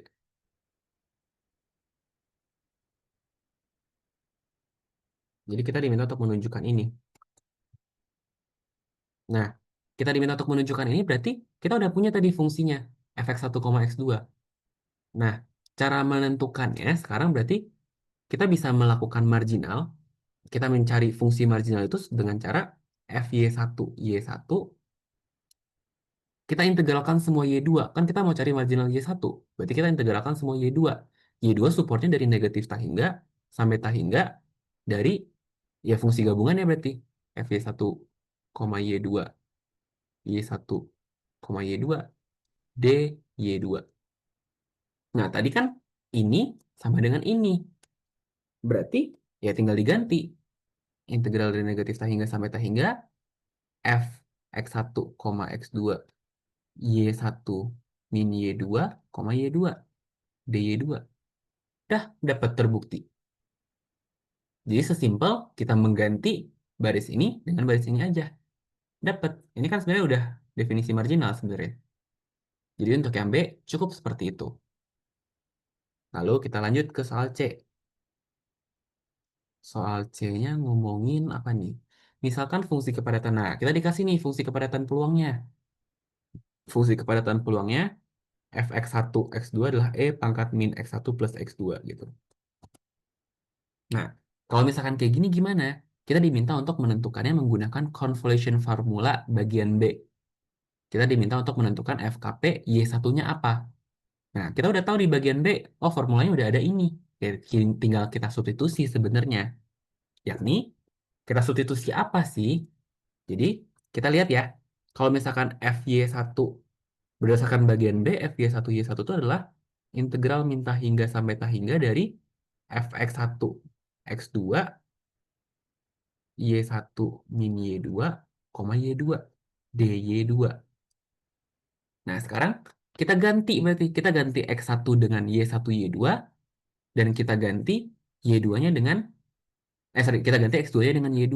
Tapi di sini aku ngelihat ada perubahan support. Hati-hati, perubahan supportnya justru sekarang batasnya dari 0 sampai tahingga. Berarti di setelah habis ini kita batasnya sekarang langsung dari 0 sampai tahingga aja.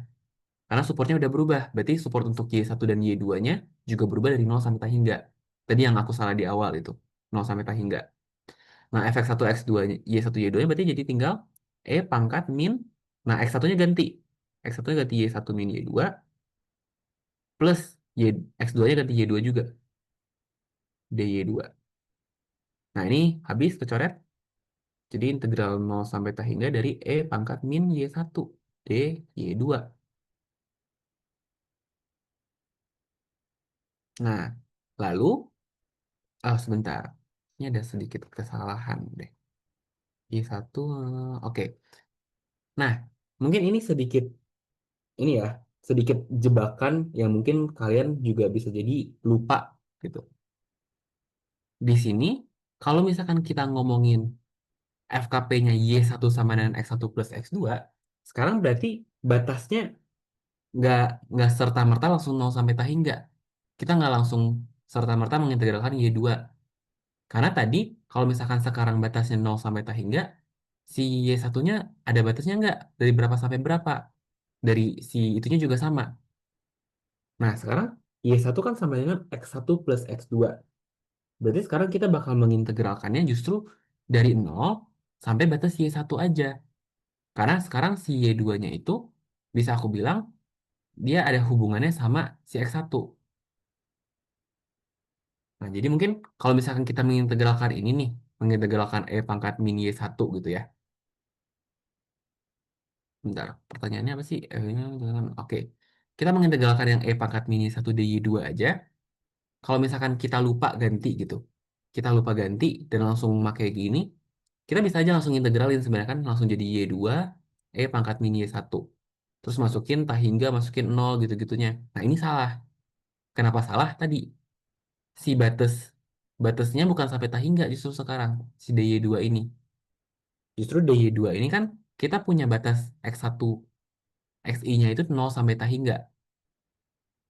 Berarti eh, kita punya kayak gini. Nol kecil X1 kecil tah hingga. Nol kecil X2 kecil tah hingga. Nah, kalau aku mau nyari X1 tambah X2 sebenarnya nol kecil X1 tambah X2 kecil tah hingga tinggal ditambahin gitu kan. Atau nol kecil Y1 kecil tah hingga gitu. Nah, tapi kalau Y2 gimana? Y2 di sini hubungannya adalah Y2 tadi sama dengan X2. Y2 sama dengan X2, kita lihat di bagian sini. Berarti kan nol kecil X1 tambah X2 kecil tah hingga.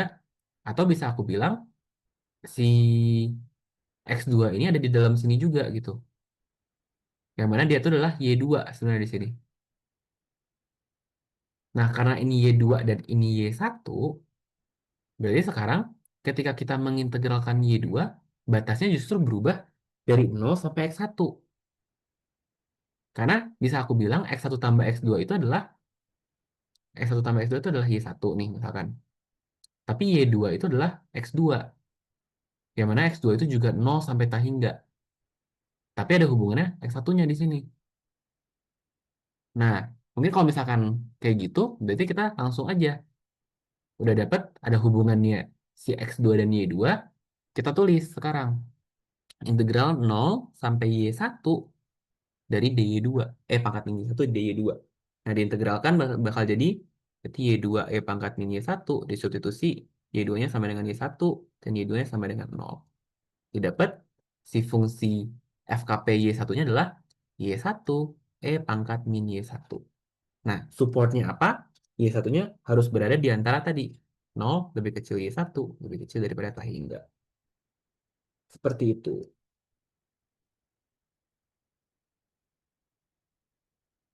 Oke. Untuk A, B, dan C, mungkin ada pertanyaan dulu sebelum dilanjut.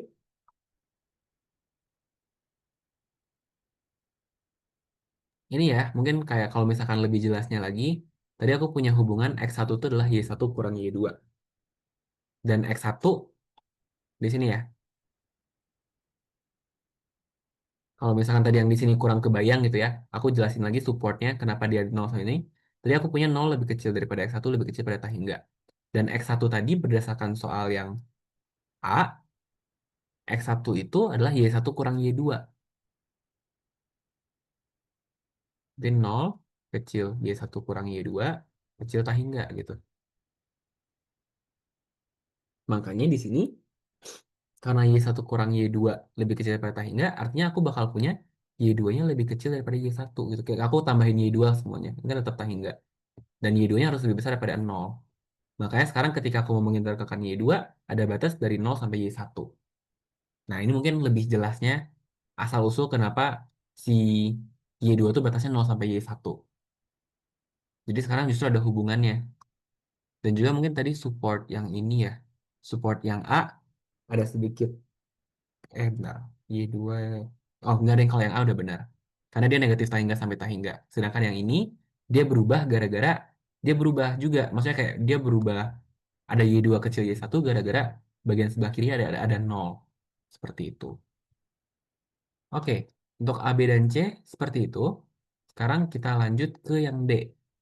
Yang D itu diminta untuk tentukan fungsi pembangkit momen dari Y1. Oke, kita udah punya fungsi Y1-nya ya. Mau nyari fungsi pembangkit momennya berarti langsung aja. Ingat tadi definisi fungsi pembangkit momen adalah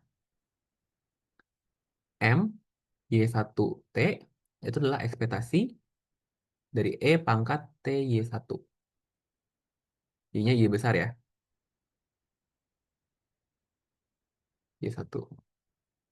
Nah, berarti integral batas Y-nya adalah 0 sampai tak hingga E pangkat T Y1-nya ditulis dikali sama Y1 dikali E pangkat ini Y1 D Y1.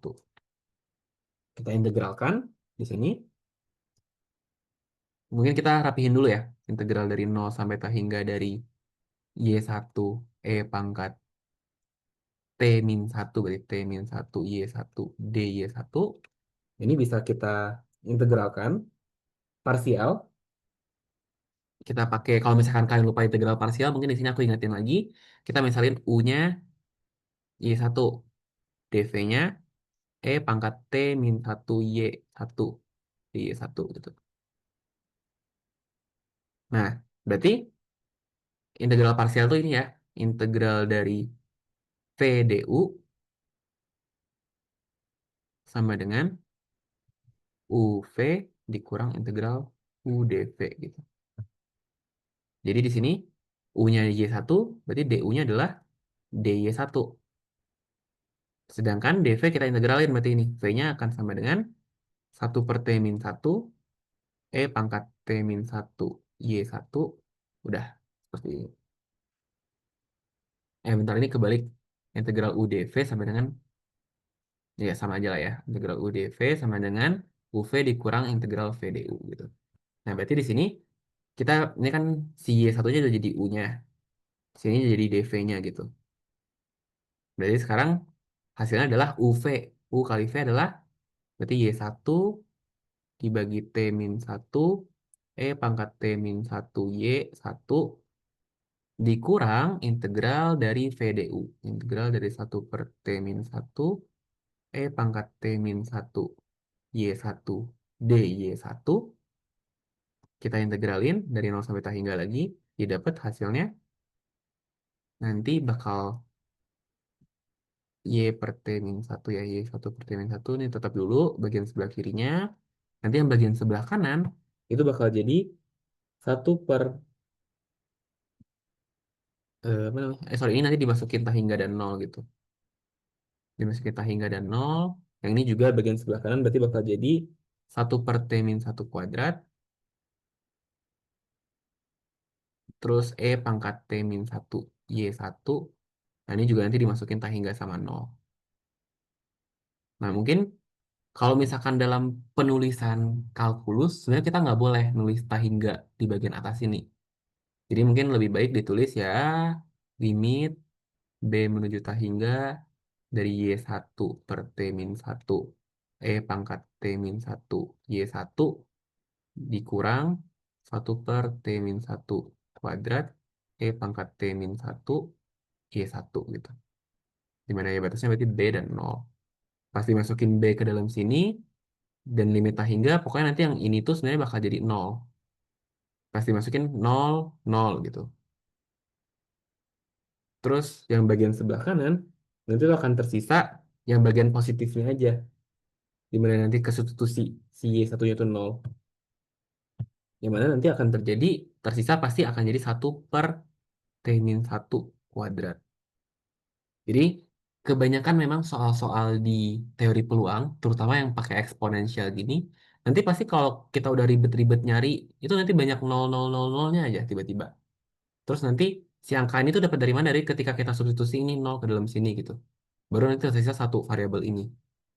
Nah, nanti berarti sebenarnya udah dapet si fungsi pembangkit momen dari MY1T ini adalah 1/T min 1 kuadrat. Nah, supportnya apa? Jangan lupa supportnya adalah si T min 1 ini pokoknya harus memuat nol. Jadi di sini bisa aku bilang kan T min 1 pembuat nolnya berapa? Pembuat nolnya 1 berarti kan? Si nol tuh harus termasuk. Si angka nol, pokoknya angka nol tuh harus termasuk ke dalam situ. Berarti si T-nya harus lebih kecil daripada satu. Dengan syarat T kecil satu. Oke, selesai untuk fungsi pembangkit momen. Untuk soal A sampai D, ada pertanyaan?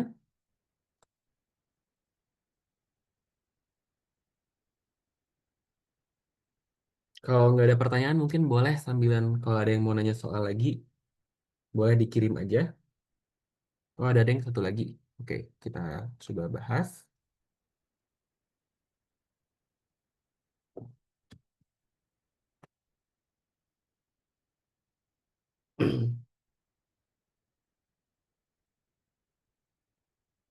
Oke, nah ini sama ya, bivariat juga.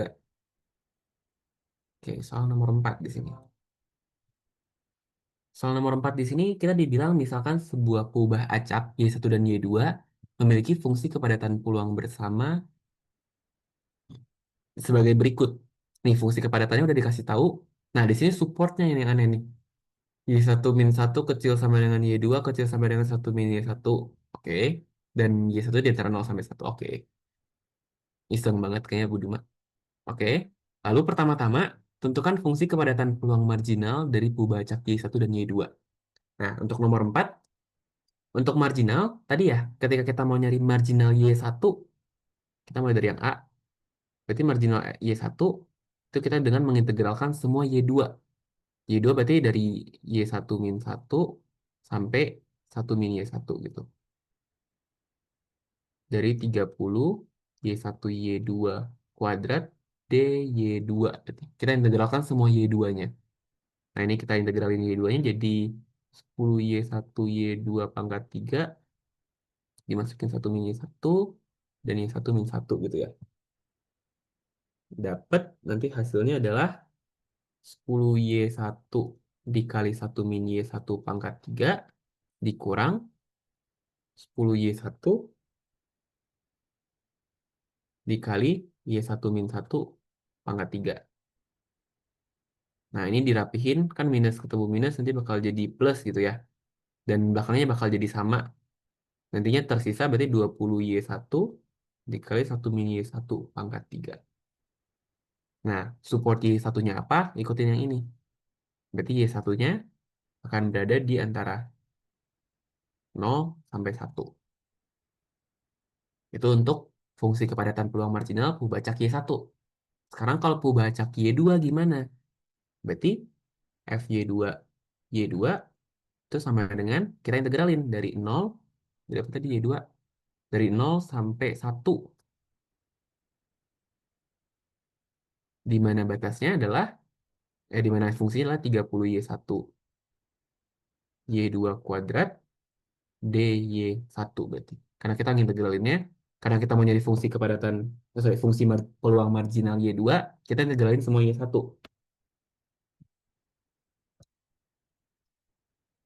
Bentar, kayaknya ini ada yang dimainin deh sama Buduma. Kan di sini aku punya Y1 min 1 kecil sama dengan Y2 kecil sama dengan 1 min Y1 ya. Yang bagian sebelah kiri, si supportnya. Y1 min 1 kecil sama dengan Y2 kecil sama dengan 1 min Y1. Nah ini ketika aku tambahin Y2, oke. Aku tambahin satu semua, kan akan berlaku Y1 kecil sama dengan Y2 kecil sama dengan 2 min Y1. Dan Y1-nya harus lebih besar sama dengan 0 tadi. Dan Y1-nya harus kecil sama dengan 1. Berarti di sini sebenarnya ada hubungan kah? Sebentar, Y1 tambah 1.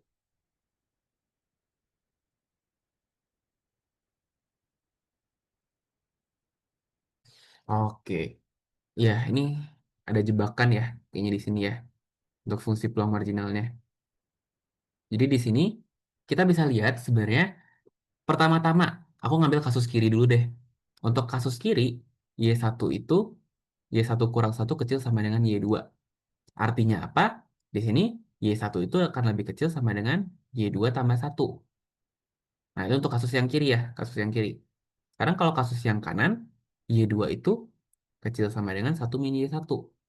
Berarti sebenarnya Y1 akan kecil sama dengan 1 min Y2. Nah, ini nih, ada jebakan-jebakan ini. Jadi sekarang untuk dua kasus, kalau misalkan Y2-nya sekarang di antara, kan Y1-nya di antara 0 sampai 1 nih. Y2-nya berarti bisa kalau misalkan ini adalah kasus di mana Y2 di antara -1 sampai 1. Sampai 0, sorry. Jadi mungkin tadi pertama-tama gimana cara step by step-nya kita lihat di bagian sebelah kiri, ini bagian sebelah kiri dapat ini. Untuk yang bagian sebelah kanan, Y2 dan kanan dapat ini. Sekarang kita lihat untuk bagian yang sebelah kiri, Y1 kecil sama dengan Y2 plus 1 ini. Tadi aku bakal punya Y1 tuh di antara 0 sampai 1. Berarti akan ada kasusnya si Y1 ini kan kecil sama dengan Y2 plus 1 sebenarnya. Antara 0 dan 1. Sebenarnya untuk kasus ini berarti untuk Y2-nya, aku kurangin satu semua. -1 kecil sama dengan, sorry, kecil Y1, kecil Y2, kecil 0. Nah, untuk kasus Y2-nya di antara -1 sampai 0, kita akan berlaku ini, yang atas. -1 kecil Y2 kecil 0. Akan berlaku Y1 yang atas. Sedangkan, kalau kita lihat kasus yang bawah di sini ya, kasus yang bawah ini, kan Y2 kecil sama dengan, ini Y1 kecil sama dengan 1 min Y2. Dan Y1-nya di antara 0 dan 1 gitu. Aku apa namanya, kurangin satu semua, jadi -1 kecil sama dengan Y1 kurang 1 kecil sama dengan min Y2 kecil sama dengan 0, aku kali minus semuanya, kan jadi semua tempat berubah. 0 kecil sama dengan Y2 kecil sama dengan 1 min Y1 kecil sama dengan 1. Nah, si ini tadi berlakunya ketika Y2-nya di antara ini, dan si ini akan berlaku ketika si Y2-nya di antara 0 sampai 1. Dia emang kayak gini sih, memang tipe-tipe soal Buduma sangat sering banget buat main-main sama support. Bahkan di dua soal yang dikirim aja barusan, bermain sama support itu udah jebakan dua kali nih. Yang tadi di atas ada jebakannya nih. Kita harus cari tahu, oh Y2-nya kecil Y1. Nah, yang bawah ada jebakan lagi. Tadi kan aku mikirnya kayak, oh ya udah tinggal integral 0 sampai 1. Oh, ternyata nggak semudah itu. Ada jebakan di dalam sini. Jebakannya seperti ini nih. Harus berlaku Y1-nya kecil sama dengan Y2 plus 1. Y1 yang ini berlaku kecil sama dengan 1 min Y2. Seperti itu. Nah, ini berarti sekarang kita bakal punya FY2 itu dua macam ya di sini kayaknya ya. Jadi pertama-tama FY2 untuk kasus pertama adalah ketika Y1-nya kecil sama dengan Y2 plus 1. Atau mungkin untuk Y2 segini. Jadi pertama-tama untuk Y2 -1 kecil Y2 kecil 0 gitu. Nah, untuk -1 kecil Y2 kecil 0 akan berlaku apa? FY2 Y2 itu adalah integral dari, berarti kita integralkan semua Y1-nya. Dari 0 sampai Y2 plus 1. Dari fungsi 30 Y1 Y2 kuadrat DY2. Nah, diintegralkan bakal jadi, sorry, DY1 ya. Bakal jadi 15 Y1 kuadrat Y2 kuadrat. Dimasukin Y2 plus 1 dan 0. Jadi didapat 15 Y2 plus 1 kuadrat Y2 kuadrat. Lalu untuk kasus kedua, di mana 0 lebih kecil Y2 kecil 1, akan berlaku integral yang bawahnya nih, yang kotak kedua. Berarti di sini, si FY2 Y2-nya adalah integral dari 0 sampai berapa tadi? 1 min Y2. Dari 30Y, 1 Y2 kuadrat DY1. Jadi integralin hasilnya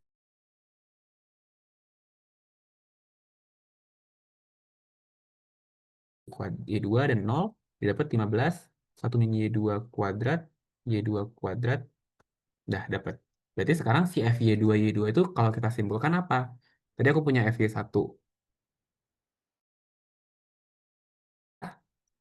20Y1 dikali 1 min Y pangkat 3. Oke. 20Y di Y1 dikali 1 min Y1 pangkat 3 dengan supportnya 0 kecil sama dengan Y1 kecil sama dengan 1. Lalu untuk 0 untuk Y lainnya ya.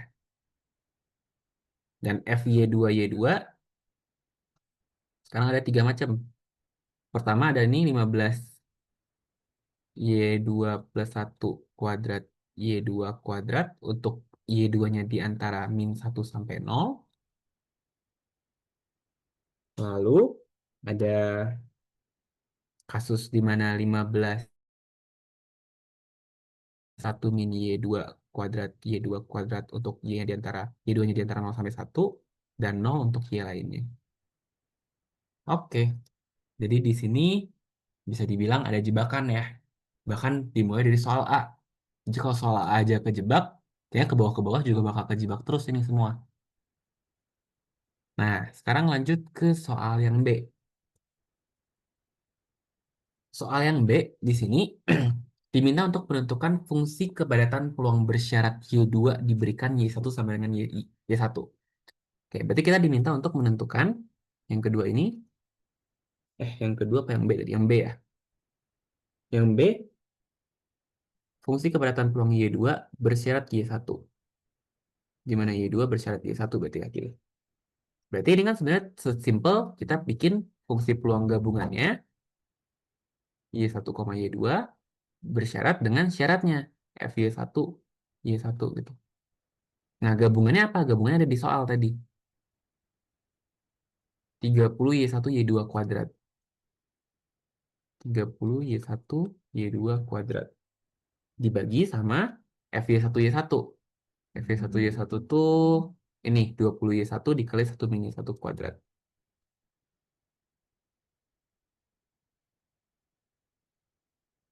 Kuadrat tadi ya. Nah, ini bisa dicoret Y1-nya 30 per 2, 20-nya juga jadi 32 gitu ya.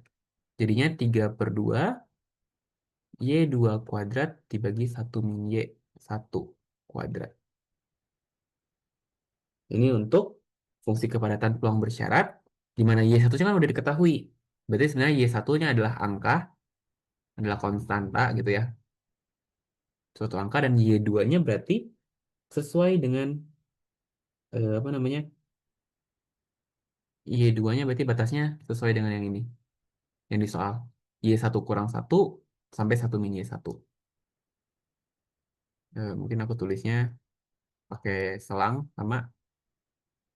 Jadi Y2-nya di antara berapa tadi? Di antara 1 min Y1, 1 min 1 ya. Y1 min 1 sampai 1 min Y1. Di mana di sini perlu diingat ya, Y1 ini udah jadi konstan di sini karena udah diketahui. Nah, itu untuk soal yang B. Supportnya ini. Nah, yang soal C itu diminta untuk hitung peluang Y2 lebih besar daripada 0 diberikan Y1 sama dengan 0,75. Tinggal masukin. Jadi, peluang Y2 tadi Y2 besar 0 ya. Peluang Y2 besar 0 bersyarat Y1 sama dengan 0,75 adalah kita bisa dapetin dengan cara pertama-tama, yang maksudnya kita mengintegralin fungsi ini. Integral Y2-nya kan dari 0 sampai, karena di sini batasnya 0,75, kita masukin ke dalam sini, ke dalam fungsi, ke dalam supportnya. Berarti Y2-nya harus di antara 0,75 kurang 1 negatif 0,25. Sampai 1 kurang 0,75 adalah 0,25. Nah, si Y itu supportnya ini. Nah, sekarang kita mau jadi peluang Y2 lebih besar daripada 0. Berarti integral dari 0 sampai 0,25 dari si fungsi ini. Si fungsi Y2 bersyarat Y1-nya. dy2. Nah, kita masukin integral dari 0 sampai 0,25 dari FY2 bersyarat Y1. Sorry. Langsung aja substitusi ya. Substitusi fungsi ini, di mana Y1-nya aku masukin nilai 0,75. Berarti 1 kurang 0,75 jadi 0,25 kuadrat. Berarti jadi 1/4 kuadrat 1/16 di situ. Berarti aku bakal dapat 3 per 2 dikali 16 Y2 kuadrat sebenarnya. dy2. Dirapihin, berarti integral 0 sampai 0,25 24 Y2 kuadrat DY2. Integralin lagi. Di sini berarti bakal jadi 8Y2 pangkat 3. Masukin 0,25 dan 0. Dapat hasilnya adalah seperempat pangkat 3 itu 1/64. 8/64 dikurang 0. Jadi dapat hasilnya adalah 1/8 ya. Oke, benar nggak ya? Coba kita cek ulang. Di sini Y1-nya dimasukin angka 0,75 ke dalam sini. 0,75. Bentar. Oke, ini ya ada sedikit kesalahan, sorry. Di sini pangkat 3, sedangkan aku tulisnya pangkat 2 di sini ya. Jadi ini harusnya pangkat 3. Oke, ini pangkat 3, ini pangkat 3, terus ini pangkat 3, berarti ini pengaruhnya ke seperempat pangkat 3, berarti harusnya ini dikali 64 di sini. Terus 32 kali 3 berarti jadi 96 di sini. 96Y2 kuadrat D2. Terus diintegralin 96 bagi 3 bakal jadi 24 Y2 pangkat 3 berarti bakal jadi 24/64 gitu ya. Sorry, 32 deh ini. 32. Jadi sisa 32. Terus berarti kan bakal jadi 32/64 dikurang 0, jadinya peluangnya adalah setengah. Oke, dapat peluang Y besar 0 bersyarat Y1 sama dengan 0,75. Jadi kalau kita tahu Y1 0,75, Y2-nya tuh di antara sekian sampai sekian. Makanya integralnya cuma dari 0 sampai ke batas atasnya. Terus nanti didapat hasil integralnya, oh kebetulan nilainya setengah gitu. Pertanyaan terakhir, apakah Y1 dan Y2 saling bebas? Jelaskan. Nah, kita lihat, kita sebenarnya cukup melihat apakah si fungsi marginal ini, ketika kita kalikan, si ini dan ini, dua ini kita kalikan, apakah akan menghasilkan nilai ini? Sebenarnya kita bisa ngelihat aja, dari konstantanya aja, 20 kali 15 hasilnya udah beda, 300. Berarti sebenarnya di sini kita bisa bilang bahwa kedua ini mungkin kalau secara kata-kata oleh karena si F Y1, Y2 ini tadi Y1 Y2 kan ya, Y1, Y2 itu tidak sama dengan F Y1 Y1 dikali F Y2 Y2, maka Y1 dan Y2 tidak saling bebas. Sebenarnya ini juga udah cukup kelihatan dari sini, nih yang tadi aku bilang. Oh, di supportnya aja ada hubungan Y1 sama Y2, berarti nanti pasti otomatis si Y1 dan Y2 itu akan cenderung tidak saling bebas. Oke, untuk soalnya kurang lebih seperti itu. Kayaknya udah ya, Timo. Masih ada nggak? Ah, udah malam sih, tapi kalau misalnya saya mah nggak apa-apa kalau mau sampai malam gitu, tapi kayaknya mungkin yang lain nggak tahu gimana. Oke, mungkin ada aku kasih kesempatan satu kali apa kalau misalkan ada yang mau nanya lagi boleh, banyak terkait materi atau terkait apapun dari TP ini sendiri. Paling nanti kalau misalkan aku ngelihat dari soal-soal Budiman barusan yang nomor 3 dan nomor 4 dikirim sama Natnat ini, kayaknya jebakan-jebakannya bakal banyak di daerah support. Contohnya mungkin yang ini ya, ini jebakan banget. Tiba-tiba udah iseng kasih kayak gini. Terus yang ini juga tadi tiba-tiba kayak kelihatannya oh tinggal masukin langsung 0 sampai tak hingga. Oh ternyata nggak semudah itu. Ada hubungannya gitu di sini. Jadi mungkin untuk soal besok juga lebih hati-hati aja dengan support ini. Karena kalau misalkan di sini kan kayak kelihatan nomor 4 salah yang A, ke bawah tuh salah semua udah. Ya kalau Budumanya baik mungkin bakal ada nilai kasihan pakai misalkan tahu rumus ini, ya mungkin dapat nilai gitu-gitunya. Jadi mungkin besok, sorry hari Selasa berarti ya, ujiannya jangan lupa mungkin tulis-tulis aja rumus-rumusnya.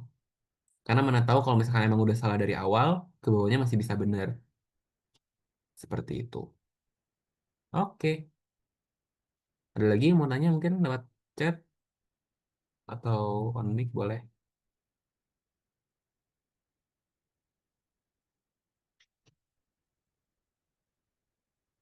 Oke, kalau nggak ada mungkin aku kembaliin ke Timo.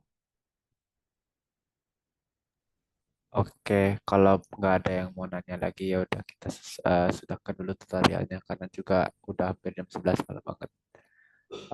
Terima kasih ya untuk kawan Alvin udah mau tutor untuk dari peluang ini.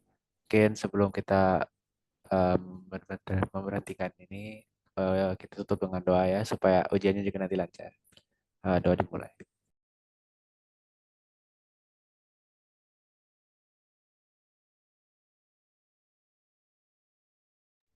Doa diselesaikan.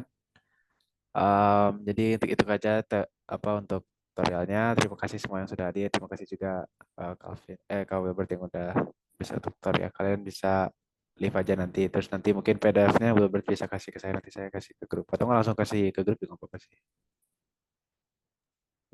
Ntar gue kirim dulu aja deh. Oke.